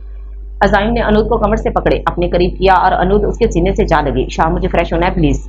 अनूद ने अज़ाइम के कान के करीब सरगोशी की और अज़ाइम सर हिलाता उससे अलग हुआ। अनूद सीढ़ियां चढ़ती दूसरे पोर्शन में पहुंची और वॉशरूम की जानिब बढ़ी और वो वॉशरूम जाकर गहरे सांस लेने लगी और फिर खुद पर पानी के छींटे मारने लगी। एक खौफ की लहर उसके पूरे जिस्म में सराइट कर रही थी। क्यों आए हो तुम मेरे सामने, क्यों नहीं जीने दे रहे मुझे। वो ख्यालों में ज़ौक़ शाह से मुखातिब हुई और फिर अपना चेहरा साफ करती अपना हुलिया दुरुस्त करने लगी। जैसे ही वो वॉशरूम से निकली, रूम में आई, सामने ही ज़ौक़ शाह खड़ा था। अनूद उसे देख शॉक्ड हुई और फिर उसे इग्नोर करते जाने लगी। एकदम लाइट चली गई और ज़ौक़ शाह ने उसका हाथ पकड़ लिया। गुस्से की एक शदीद लहर अनूद के रगों में सराइट कर चुकी थी। वो पीछे मुड़ी और ज़ौक़ शाह के मुंह पर थप्पड़ मारा। Don't you dare to touch me again. Anood ने उंगली उठाकर ज़ौक़ को वार्न किया था। अगली बार मुझे हाथ लगाने की कोशिश की, मेरे रास्ते में आई तो तुम्हारे हाथ तोड़ दूंगी मैं अब वो 7 साल पहले वाली अनूद नहीं हूँ जो तुम्हारी बर्बरियत का निशाना बनी थी। वो अनूद मोहब्बत के हाथों बेवकूफ बनी थी। वो अनूद पागल थी जिसे तुमने मोहब्बत और हमदर्दी का लॉलीपॉप खिलाया था। मगर ये अनूद अब किसी झांसे में नहीं आएगी। Now get out from here. Anood ने रूम का दरवाजा खोला और ज़ौक़ शाह को बाहर निकलने का हुक्म सुना रही थी। अनूद का हाथ कमरे के दरवाजे के बाहर था। जब अज़ाइम शाह कमरे में आया और अनूद का दरवाजे से बाहर निकला हाथ थाम लिया और कमर से पकड़े अपने करीब किया। माई हॉट चॉकलेट, कब से इंतजार कर रहा था मैं। अज़ाइम ने आते साथ ही अनूद को गले लगा ली। वो अंधेरे में ज़ौक़ का ना देख सका। अनूद भी उसका लम्स पाते ही उस पर अपनी गिरफ्त मजबूत की। अज़ाइम के लब अनूद के गाल से टकराए और उसकी उंगलियां अनूद के कंधे से ब्लाउज को सिरकाने में मसरूफ थीं। शाह प्लीज घर जाकर करेंगे, अनूद खुद को संभालते बोली और अनूद के ये अल्फाज ज़ौक़ को आग लगा चुके थे। उसने गुस्से में मुठ्ठियां भेज लीं। कुछ देर मुझे खुद को महसूस करने दो जिंदगी। अज़ाइम ने बहके बहके अंदाज में कहा। शाह, घर जाकर सब महसूस कर लेना, मैं भी तड़प रही हूँ आपकी बाहों में सुकून पाने के लिए। मगर अनूद बोलते बोलते चुप कर गई। मगर क्या जानम। अज़ाइम ने अनूद से इस्तफसार किया। शाह, यहाँ कोई तीसरा भी है, अनूद ने सरगोशी करते कहा। तीसरा कौन? अज़ाइम ने चौंकते हुए कहा। अनूद ने अपने मोबाइल की टॉर्च ऑन की और ज़ौक़ के चेहरे पर मारी। अज़ाइम शाह ने जैसे ही लाइट के ताक़ुब में देखा तो ज़ौक़ शाह को देखकर शॉक्ड हुआ था। ये मोहतरम भी यहाँ मौजूद हैं, अनूद ने अज़ाइम को कहा और वो अज़ाइम की पुश्त के पीछे छुप गई। Oh Javi Sain, how are you. Azaim Shah ने आगे बढ़ते जावी को हाथ मिलाया। मैं ठीक हूँ, तुम कैसे हो? जावी ने भी ना चाहते हुए अज़ाइम से पूछा, मगर उसकी नजरें अनूद पर टिकी हुई थी। मैं बिल्कुल फिट और खुश, अपनी बीवी और बेटी के साथ। अज़ाइम ने एक एक लफ्ज़ पर जोर देते कहा। बीवी और बेटी, very good, very very good. मेरी उतरन पहनने की बहुत बुरी आदत लग गई है तुम्हें। मेरी छोड़ी हुई लड़की को अपनी बीवी बनाया। और ज़ौक़ अपनी धुन में ही बोल रहा था। हे यू, अपनी बकवास बंद करो। अज़ाइम शाह ने उसे टोकते कहा। तुम हो कौन? समझते क्या हो खुद को? बहुत गरूर है तुम्हें। बट ये गरूर है किस चीज का? क्या है तुम्हारे पास? नाम, दौलत, शोहरत, बिजनेस, ये सब तो तुम्हारे बाप दादा का दिया हुआ है जिस पर तुम इतना इतरा रहे हो। अपनी औकात तो तुम्हारी इतनी सी भी नहीं कि अपने पांव पर खड़े हो सको। रही बात उतरन की, तो बाकी उतरन तो है तुम्हारे पास। मेरी उतरन। अज़ाइम बात करते करते खामोश हुआ और फिर जावी की तरफ देखते बोला, भूल गए क्या डेयर कजन? अज़ाइम ने जावी के कान के पास सरगोशी करते कहा। चलो याद करवा देता हूँ तुम्हें। तुम्हारे सर पर छत, पाँव में जमीन है, तो वो भी अज़ाइम शाह ने तुम्हें और तुम्हारे पूरे खानदान को अपनी बीवी और बेटी के सदके में बख्शी है। आसान लफ्जों में खैरात की है, अपनी बीवी और बेटी का सदका उतारा है। और अज़ाइम शाह के इन अल्फाज ने ज़ौक़ शाह के तन बदन में आग लगा दी। वो अज़ाइम को एक मुक्का मारने के लिए आगे बढ़ा जिसे अज़ाइम ने रोक लिया। ज़ौक़ हैदर शाह, मैं तुमसे डरता नहीं हूँ, ना ही तुम्हारा गुलाम हूँ जो तुम्हारी कोई भी बकवास सुनूं। नेक्स्ट टाइम ऐसी हरकत की तो बहुत बुरी तरह पेश आऊंगा। अज़ाइम उसे वार्निंग देते बोला था। देख लूंगा तुम्हें भी। अज़ाइम शाह पीछे ज़ौक़ किसी ख्याल के तहत मुस्कुराया। अनूद शाह, माई लिज शाह। अनूद ने डरते डरते अजाइन को मुखातिब किया, जो बहुत गुस्से में लब भींचे ड्राइविंग में मसरूफ था। गाड़ी मुकम्मल खामोशी का राज था। अनूद के चेहरे पर खौफ की परछाइयां थी। कुछ ही देर में गाड़ी इफ्तिखार शाह के किंगडम पहुंची। वो खामोशी से गाड़ी से निकला और फ्रंट डोर ओपन करता अनूद के निकलने का इंतजार करने लगा। अनूद जैसे ही गाड़ी से निकली, असाइन ने जोर से दरवाजा बंद किया। अनूद एकदम डरकर पीछे हुई। असाइन बिना उसकी तरफ देखते अपने कमरे की तरफ बढ़ा। कमरे में जाते ही उसने बेचैनी से कोट बेड पर फेंका और टाई उतारने लगा। शाह, मुझे नहीं मालूम था कि वो उस रूम में है। मैं जस्ट फ्रेश होने की नीयत से वहां गई। आई एक्सेप्ट कि मुझे इसे देखकर तकलीफ हुई, मगर इस तरह इससे तन्हाई में मिलना मैं अफोर्ड नहीं कर सकती। अनुज जो अभी अभी कमरे में आई थी, उसने अपनी सफाई पेश करने की कोशिश की। वो असाइन की को खुद से बदगुमान नहीं होने देना चाहती थी। मैंने आपसे सफाई नहीं मांगी अनुज, मुझे आप पर खुद से भी बढ़कर एतबार है। रही बात ज़ाउक शाह की, तो आप पिछले 6 साल से इस मुल्क से बाहर रही हैं। उसे कभी सामना नहीं हुआ। यूं अचानक उसके सामने आने से आपका रिएक्शन फितरी था। अनुज, मुझे किसी क्लियरिफिकेशन की जरूरत नहीं है जानम, असाइन ने उसकी जानिब देखते मुस्कुराते हुए कहा और अपने बाजू खोले उसका मुंतजिर हुआ। वो भागती हुई उसके सीने से लगी रोने लगी। शाह, मुझसे कभी बदगुमान मत होना, मैं मर जाऊंगी। अनूद ने अजाइन से कहा, तुम भी मुझे कभी छोड़कर मत जाना। अनूद, अजाइन, शाह जी नहीं पाएगा। तुम और ईशम मेरी दुनिया हो अनूद। अजाइन ने अनूद को खुद में भेजते कहा। दोनों कितनी ही देर एक दूसरे से लगे खामोश आंसू बहाते रहे। जब अजाइन उससे अलग हुआ, अजाइन ने अनूद को मुखातिब किया।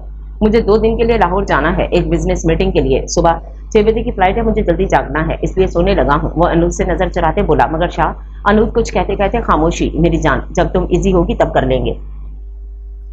अजाइन की जुमैनी बात पर अनूद ब्लश करने लगी और वो वाकई इस वक्त शदीद स्ट्रेस में थी जो उसे ज़ाउक शाह ने दिया था। वो सर हिलाते चेंज करने के इरादे से ड्रेसिंग रूम की तरफ बढ़ी। वो जैसे ही ड्रेसिंग रूम से निकली, सामने ही अजाइन ईशम को सीने पर सुलाए हुए लेटा था। आपको नींद नहीं आती इन मैडम के बगैर? अनूद ने सर नफी में हिलाया और बेड की दूसरी साइड पर लेट गई। मेरा कमरा तुम्हारे और ईशम के बगैर नामुकम्मल है। हॉट चॉकलेट, अजाइन ने अनूद को अपने करीब गिराते कहा और अनूद भी उसके सीने पर सर रखे उसके दिल के मुकाम पर अपनी उंगली से अपना नाम लिखने लगी। शाह, आप वाकई मीटिंग की वजह से मुझे अवॉइड कर रहे हैं या फिर? अनूद ने जानबूझकर अपनी बात अधूरी छोड़ दी। मैं चाहता हूं कि जब मैं आपके करीब आऊं तो माजी आपके दिलो दिमाग से फरामोश हो चुका हो अनूद। अजाइन ने अनूद के बालों में उंगलियां चलाते कहा और अनूद ने सुकून से आंखें मूंद ली। आप वाकई मुझ पर मेरे रब का इनाम है अजाइन साईं, अनूद ने सरगोशी करते कहा और उसकी सरगोशी अजाइन ने भी सुनी और वो मुस्कुरा उठा। अगली सुबह अनूद की आंख खुली तो अपने बेड की दूसरी जानिब फूलों का बुके देख मुस्कुरा उठी और तकिए से टिक लगाते इन फूलों की खुशबू अपने अंदर उतारने लगी। अजाइन लाहौर के लिए निकल चुका था, मगर जाते जाते अनूद के लिए फूल मंगवाना ना भूला। अनूद कितने ही पल अजाइन के बारे में सोचती रही। ज़ाउक शाह उसके दिमाग से निकल चुका था। अनूद भी फ्रेश होकर नीचे आई, जहां साइमा ईशम को नाश्ता कराने में मसरूफ थी। हेलो लेडीज, अनूद ने आगे बढ़कर साइमा और ईशम को गले लगाया। हेलो हॉट चॉकलेट, ईशम ने अनूद को जवाब दिया और अनूद मुंह खोले उसे देखने लगी। अनूद बेटा, मुंह में मक्खी चली जाएगी, साइमा ने अनूद को चिढ़ते कहा और अनूद भी खुद को कंपोज करते बोली। खाला, दिख रही हैं अपने बेटे के कारनामे, कितना बिगाड़ा हुआ है इसे, अनूद ने मुंह बसोरते कहा था। अरे ये तो हमारी जान है, साइमा ने ईशम को बोसा देते कहा और फिर अनूद से गोया हुई। मैं नाश्ता लगवाती हूँ, फिर मिलकर करते हैं। अनूद ने भी अस्बात में सर हिलाया और उनके जाने के बाद ईशम को पकड़कर अपनी गोद में बैठाया। माई नॉटी गर्ल, ये हॉट चॉकलेट कहाँ से सुना आपने? अनूद ने ईशम को पुचकारते हुए कहा। मामा बाबा आपको हॉट चॉकलेट ही तो बोलते हैं बट, ईशम ने मुंह बसोरते कहा। बट क्या ईशम बेबी? अनूद ने ईशम से पूछा। आप चॉकलेट नहीं हो, चॉकलेट तो स्वीट होती है, आप कड़वी हो, मुझे और पापा को डांटती रहती हो, ईशम ने नाक फुलाते कहा और अनूद हैरत से उसे देखने लगी। सीरियसली ईशम बेबी, आपको मामा पसंद नहीं है? अनूद ने डरते डरते पूछा। Mama, I love you but I love बाबा मोर देन यू, ईशम ने अनूद के गाल पर बोसा देते कहा। अनूद के दिल में यकदम सुकून छाने लगा। उसने ईशम को गले लगा लिया। वो आज पूरा दिन ईशम के साथ गुजारने का इरादा किए हुए थी, जबकि दूसरी जानिब ज़ाउक शाह का एक एक पल सुलगते हुए गुजर रहा था। वो आज भी ऑफिस में बैठा लैपटॉप ऑन किए हुए था। सामने ही स्क्रीन पर चमकती अज़ाइन शाह की फैमिली की तस्वीर देख उसके दिल में नफरत और हसद की चिंगारी उठी। वो कुछ सोचता हुआ एक नंबर डायल करने लगा। मुझे अज़ाइन शाह की फैमिली के बारे में सारी इन्फॉर्मेशन चाहिए, स्पेशली उसकी बेटी की, वो कब कहाँ पैदा हुई और उसके बारे में ईच एंड एवरीथिंग। जावी की नजर ईशम की तस्वीर पर टिकी हुई थी। छीन लूंगा तुमसे तुम्हारी बीवी भी और अपनी बेटी भी, just wait and watch, Javi ने एक शैतानी कहका लगाया। उसकी आंखों में एक चिंगारी थी जो अज़ाइन शाह की दुनिया बर्बाद करने वाली थी। ब्लैक शर्ट, ब्लू जींस पर ब्लैक ही ब्लेजर, पाँव में ऊंची हील पहने, कलाई में राडो की लेडीज वॉच और गले में एक नाजुक सा व्हाइट गोल्ड का पेंडेंट पहने वो बहुत दिलकश लग रही थी। डाई किए गए बालों का जूड़ा बनाए 2 लटें कर्ल किए चेहरे पर गिराई थी जो उसे स्टाइलिश लुक देने के लिए काफी थी। एक अदा से चलती वो कान से ब्लूटूथ लगाए ईशम से बातें करने में मसरूफ थी। वो अभी कुछ देर पहले ही पुलिस स्टेशन से आई थी। उसकी दिन भर की थकावट तो ईशम की आवाज सुनते और उससे बातें करने में ही खत्म हो जाती थी। यूं कहा जाए कि ईशम उसका सुकून थी तो कुछ गलत ना था। वो ईशम से बात करके सरशार हो जाया करती थी। अभी भी ऐसा ही हुआ था। जब वो अपने घर दाखिल हुई तो टीवी लाउंज से आती आवाजों पर वो इस तरह बढ़ी जहां सामने ही सालार दुरानी के पास बैठे शख्स को देख उससे 100 वॉट का झटका लगा। ये लो भाई, मरिया भी आ गई। रिया, सदीद शाम से आया हुआ है, हम तुम्हारा ही इंतजार कर रहे थे, सालार दुरानी ने मरिया की तरफ प्यार से देखते हुए कहा। जब मरिया तेज तेज कदम बढ़ाते सालार से गले मिलती, सदीद को मुकम्मल इग्नोर करते साथ ही रखे सोफे पर बैठ गई। मरिया जैसे ही सोफे पर टांग चढ़ाए बैठी तो एक कटीली नजर सामने बैठे सदीद पर डालना ना भूली, जो बड़ी दिलचस्पी से बकौल मरिया के फुल ठल की अंदाज में मरिया को घूर रहा था। डैड, आप जानते तो हैं कि मैं कितना मसरूफ रहती हूँ। मेरी दुनिया आप ही और ईशम के गिर्द ही घूमती है। मेहमानों और अजनबियों के लिए वक्त निकालना मुश्किल होता है मेरे लिए। वैसे भी अपने प्रोफेशन को लेकर कितनी जुनूनी हूँ आप अच्छे से जानते हैं। लोगों की तरह अपने प्रोफेशन के साथ बेईमानी करने वाला जिगरा नहीं है मेरे पास, मरिया ने एक एक लफ्ज पर जोर देते कहा। वो सदीद को तंज कर रही थी। सदीद को उस पर शदीद तप चढ़ी थी। मामू, रिया बिल्कुल ठीक कह रही है, ये बहुत काबिल और ईमानदार लेडी कांस्टेबल है। भाई, ड्यूटी आवर्स में सोने के लिए भी बड़ा जिगरा चाहिए होता है, सदीद ने एक आंख दबाते कहा। रिया के तो तन बदन में आग लग गई थी। कभी जो तुम लोग बात का सीधा जवाब दिया करो, सालार ने नफी में सर हिलाते कहा। वो इन दोनों की आपसी रंजिश से वाकिफ था। सदीद पिछले 7 साल से इसे मिलने आता था। उसे वो लड़का बहुत अच्छा लगता था और सदीद के जरिए वो अपनी बहन से भी राब्ते में था, जबकि मरिया इन 7 सालों में 2 बार ही सदीद से मिली थी। मैं नमाज पढ़कर आता हूँ, तुम लोग बातें करो। सदीद डिनर करके जाना, मरिया इसे कंपनी दो, सालार दुरानी ने सदीद से कहा और फिर मरिया को हुक्म देते वहां से चला गया। मरिया अपने बाप को देखने लगी जो आलियान की मौत के बाद से बिल्कुल दुनिया से कटकर रह गया था। फालिज के अटैक ने उसे व्हील चेयर का करके रख दिया था। मरिया उसे अपने साथ रखती थी। वो अपनी पुलिस फील्ड में जॉब के साथ साथ सालार को लुक आफ्टर भी करती थी, जबकि सालार ने असाइन के साथ बिजनेस में पार्टनरशिप कर ली थी, जिस वजह से असाइन ही बिजनेस को संभाल रहा था। उसे फख्र था कि इत्तेहाद ने अनूद के लिए असाइन का इंतखाब किया था, जो सिर्फ अनूद को नहीं बल्कि सालार के लिए भी बेटे का रोल अदा कर रहा था। अपने हर रिश्ते को एक जिम्मेदारी और फर्ज के तौर पर निभा रहा था। इसी तरह अनूद आज भी सालार दुरानी की बड़ी बेटी होने का हक बखूबी निभा रही थी। सालार के जाने के बाद मरिया सोफे से उठी और अपने कमरे में जाने लगी। उसका इरादा मेहमान नवाजी करने का बिल्कुल नहीं था। वो जैसे ही सदीद के पास से गुजरी, सदीद ने एक ही जश्न में उसे बाजू से पकड़े अपने करीब किया। क्या मसला है हॉटी, तुम वाकई मुझे नहीं जानती? सदीद ने कल शाम पुलिस स्टेशन में हुए वाकये की तरफ इशारा करते कहा। हाँ, नहीं जानती, बिल्कुल भी नहीं जानती, मरिया ने अपना हाथ छुड़वाने की कोशिश करते कहा। सदीद ने उसकी तरफ देखते कहा। अभी याद करवाता हूँ, ये कहती वो मरिया को अपनी जानिब खींचता उसके लबों को अपने लबों में कैद कर चुका था। मरिया बिन पानी की मछली की मानी तड़प रही थी, मगर सदीद शाह तो उसकी कुर्बत में सब कुछ भूल चुका था। वो मरिया के लबों को दीवानों की तरह चूम रहा था और उसके लबों पर लब रखे अपनी प्यास मिटा रहा था। मरिया जो मुसलसल उसके सीने पर थप्पड़ मारने में मसरूफ थी, यकदम उसका सांस उखड़ने लगा तो सदीद ने उस पर रहम खाते उसे खुद से अलग किया। अब तो याद आ गया ना तुम्हें, माई हॉटी, कौन हूं मैं? सदीद ने पास पड़े सोफे पर बैठे गिलास में पानी उड़ेला और एक ही घूंट में पानी पिया। मरिया जो गर्दन पर हाथ रखे गहरे सांस ले रही थी, उसके सीने के नशीबो फराज एक बार फिर सदीद को मदहोश करने लगे। जब मरिया ने आगे बढ़कर उसके गिरेबान से उसे पकड़ा था, समझते क्या हो तुम खुद को?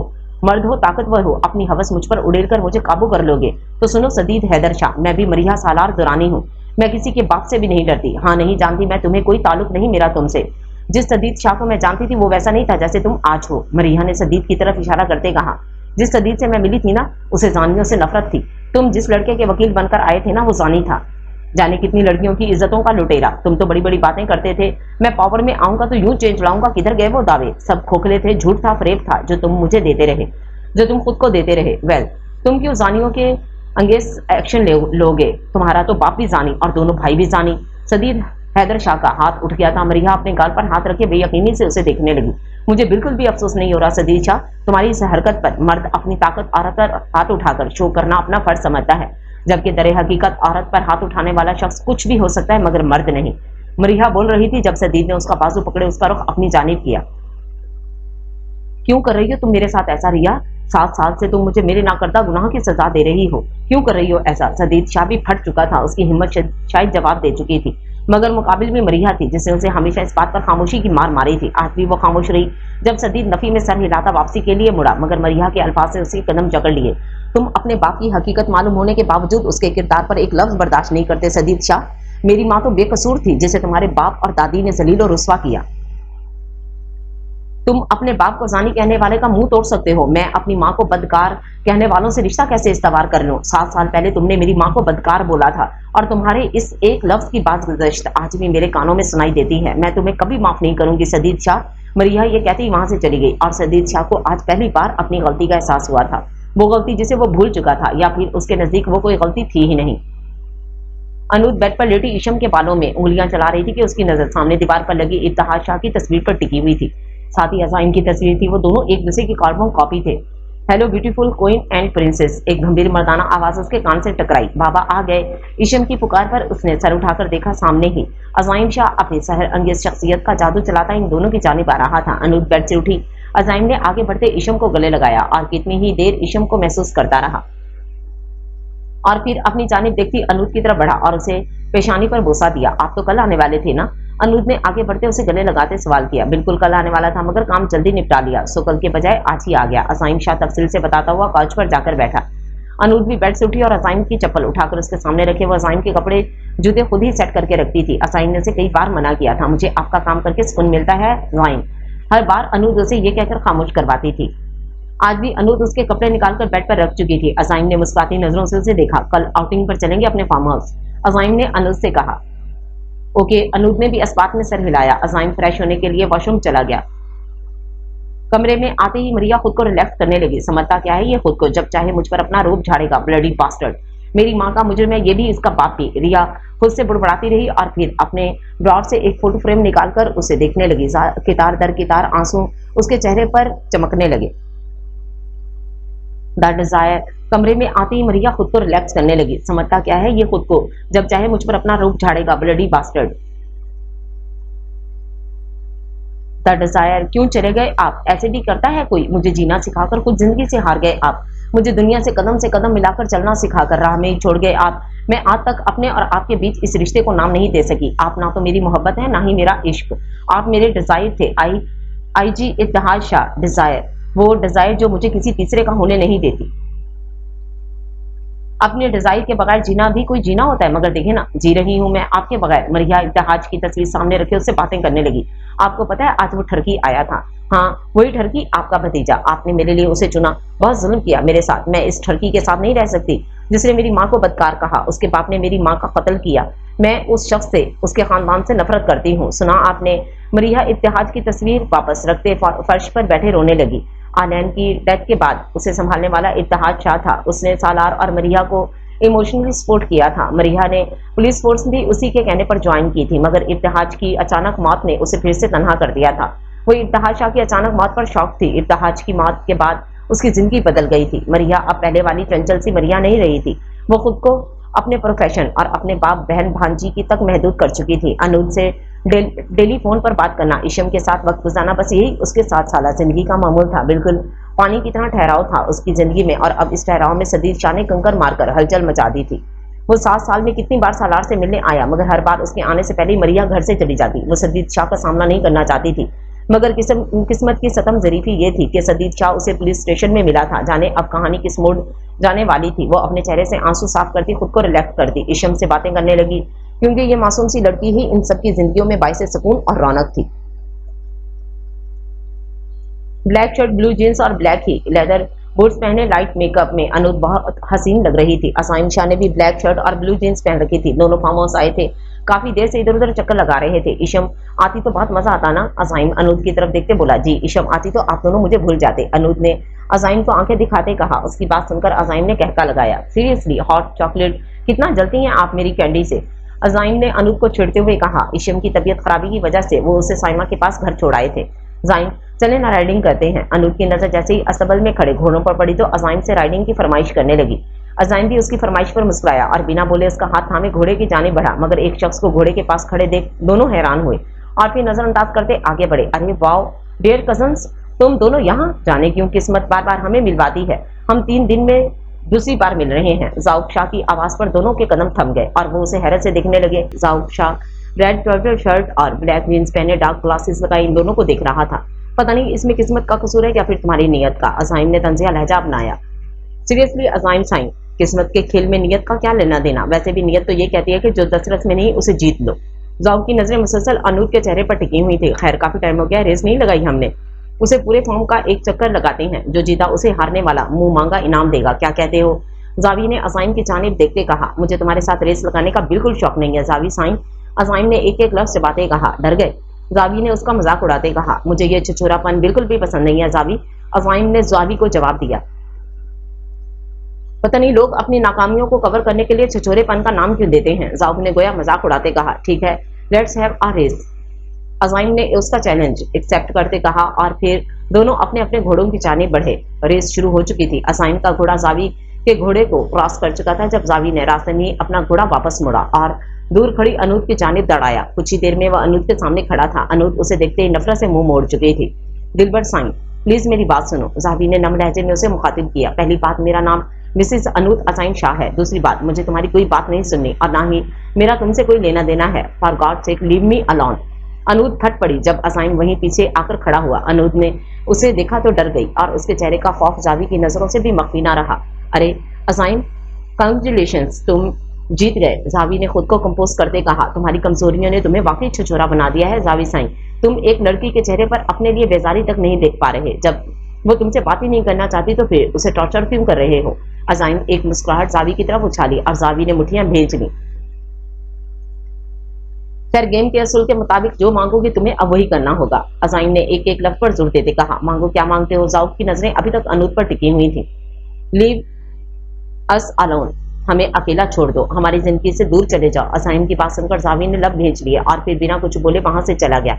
उसके जाते ही अनूद ने सुक्का सांस लिया। जाउब शाह दूर खड़ा पीछे मुड़कर उन्हें देखने लगा और फिर दिल ही दिल में मुखातिब हुआ, दूर तो जाना होगा मगर मुझे नहीं, तुम्हें अज़ाइम शाह। मेरी दिलबर और मेरी बेटी के बीच आने वाले हर शख्स को बेमौत मारूंगा मैं। तुम्हें अपनी जिंदगी से ऐसे निकालूंगा गोया तुम्हारा कोई वजूद ही ना हो। जावी साईं दिल ही दिल में उससे मुखातिब हुआ। अनूद आज पूरा दिन हॉस्पिटल में मसरूफ रही। उसे घर जाने की फुर्सत ही ना मिली। जब उसकी तरफ डायरेक्टर की कॉल आई तो उसने गहरा सांस लेते कॉल रिसीव की। हाँ राव, बोलो। अनूद ने मसरूफ अंदाज में सवाल किया और उसकी नजर सामने पड़ी कुछ रिपोर्ट्स पर टिकी हुई थी। वो इन रिपोर्ट्स पर लिखे नाम को देखकर कुछ सोचने लगी। जब डायरेक्टर ने उसे मुखातिब करते सोचों से निकाला, मैम, आपका और अज़ाइम शाह का फोटोशूट करने का सोच रहा हूँ, क्या ख्याल है कम बैक का ऐलान कर दिया जाए। दूसरी जानिब स्पीकर से उभरती आवाज पर वो सीधी होकर बैठी। नहीं राव, अभी नहीं, अभी हम कम बैक नहीं कर सकते। अनूद ने इनकार करते कहा, मगर मैम ऐसा क्यों, आप तो खुद चाहती थी। वैसे भी अज़ाइम साईं का सितारा पिछले 7 साल से अरूज पर है। उनके साथ आपकी फिल्म साइन होती तो इंटरनेशनल लेवल पर आप दोनों को बहुत फेम मिलेगा। राव ने अपनी बात की वजाहत की। नहीं राव, पहली बात, मैंने बाबा से अभी इस बारे में नहीं पूछा। जब तक उनसे मशवरा नहीं लिया तब तक फिल्म साइन नहीं कर सकती। दूसरी बात, शो बिजनेस में कम बैक करना मतलब लाइमलाइट में वापस आना, जो मैं बिल्कुल नहीं चाहती। अभी पस पर्दा रहना चाहती हूँ। फिलहाल मैं मंजर आम पर आना अफोर्ड नहीं कर सकती। अनूद ने मुख्तसर उसे जवाब दिया। वो अपनी लाइफ को प्राइवेट रखना चाहती थी। वो जाउब शाह के सामने आकर उसे तैश नहीं दिलाना चाहती थी। इन 7 सालों में अज़ाइम ने उसे जितना सपोर्ट किया था वो अब उसके बदले में अपना और अज़ाइम का रिश्ता बचाने की कोशिश करना चाहती थी।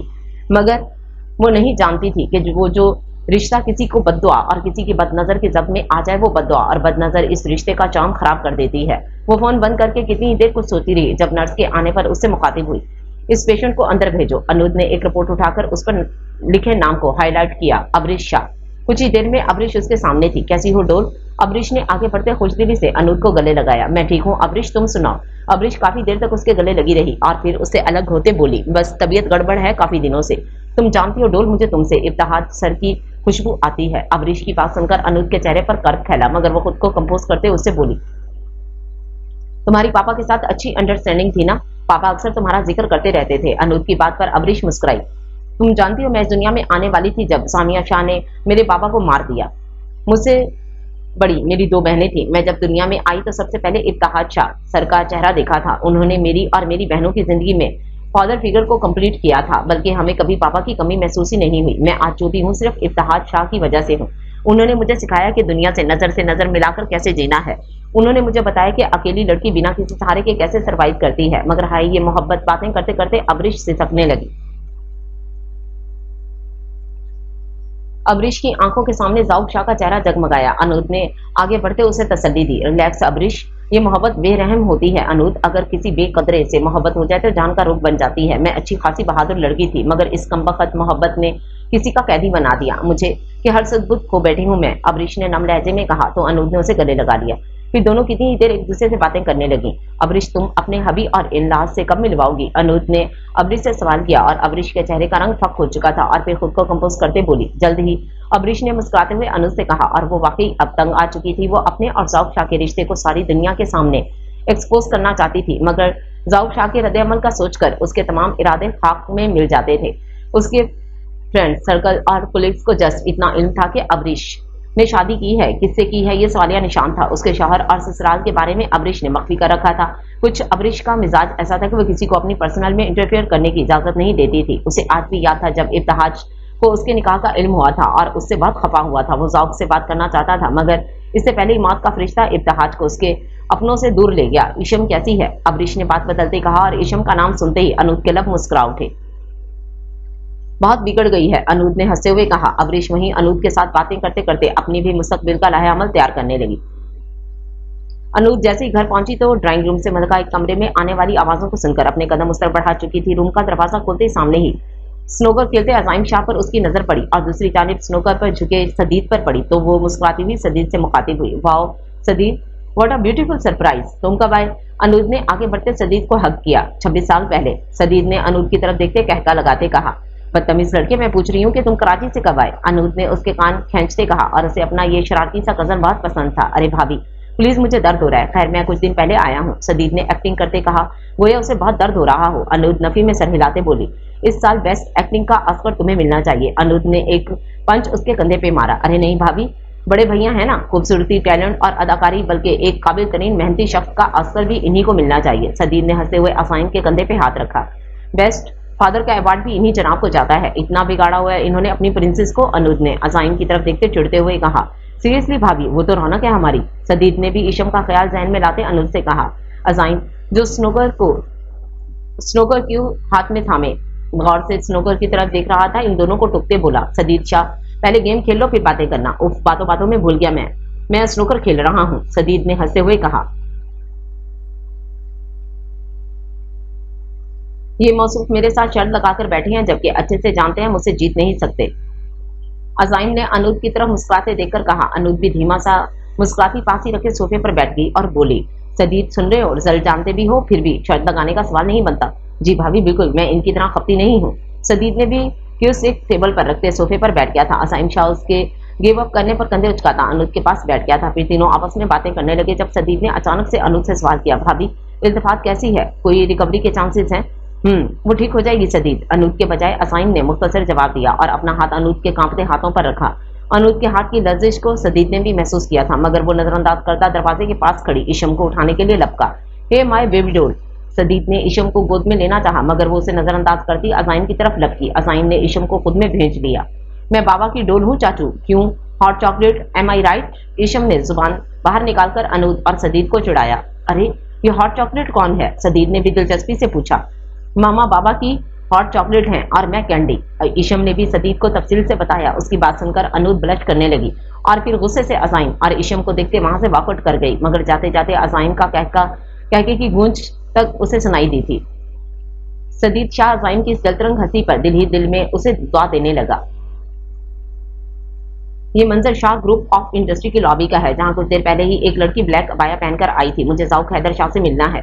उस लड़की ने काउंटर पर मौजूद लड़के से इल्तिजाई अंदाज में कहा, आपके पास अपॉइंटमेंट लेटर है? उस लड़के ने इस्तफसार किया और वो लड़की नफी में सर हिलाते बोली, मेरे पास अपॉइंटमेंट लेटर तो नहीं है, मगर मेरा उनसे मिलना बहुत जरूरी है, मैं उनसे मिलने बहुत दूर से आई हूँ प्लीज। वो लड़की नम लहजे में बोली। उसने अपने चेहरे को मुकम्मल तौर पर कवर कर रखा था, जबकि नकाब से झांकती उस लड़की की आंखें सोगवार थीं और इस शख्स ने फौरन से उसे इजाजत दी। चले आप चली जाइए। इस शख्स की बात सुनकर उस लड़की की आंखों की उदासी यकदम गायब हुई। वो खुशी से ज़ौक शाह के रूम में पहुंची। यस कम इन। जैसे ही उसने डोर नॉक किया, अंदर से ज़ौक की गंभीर आवाज उसके कानों में रस घोलने लगी। कितने वक्त के बाद वो इस दिलकश आवाज को सुन रही थी। उसने कांपते हाथों से दरवाजा खोला और दूसरी जानिब ज़ौक शाह जो कुर्सी की पोस्ट से टेक लगाए बैठा था, यकदम किसी ख्याल के तहत उसने आंखें खोली और सामने खड़े वजूद को देखकर उसके सर पर गोया किसी ने बॉम्ब गिराया हो। तुम यहाँ? वो फकत इतना ही बोल सका।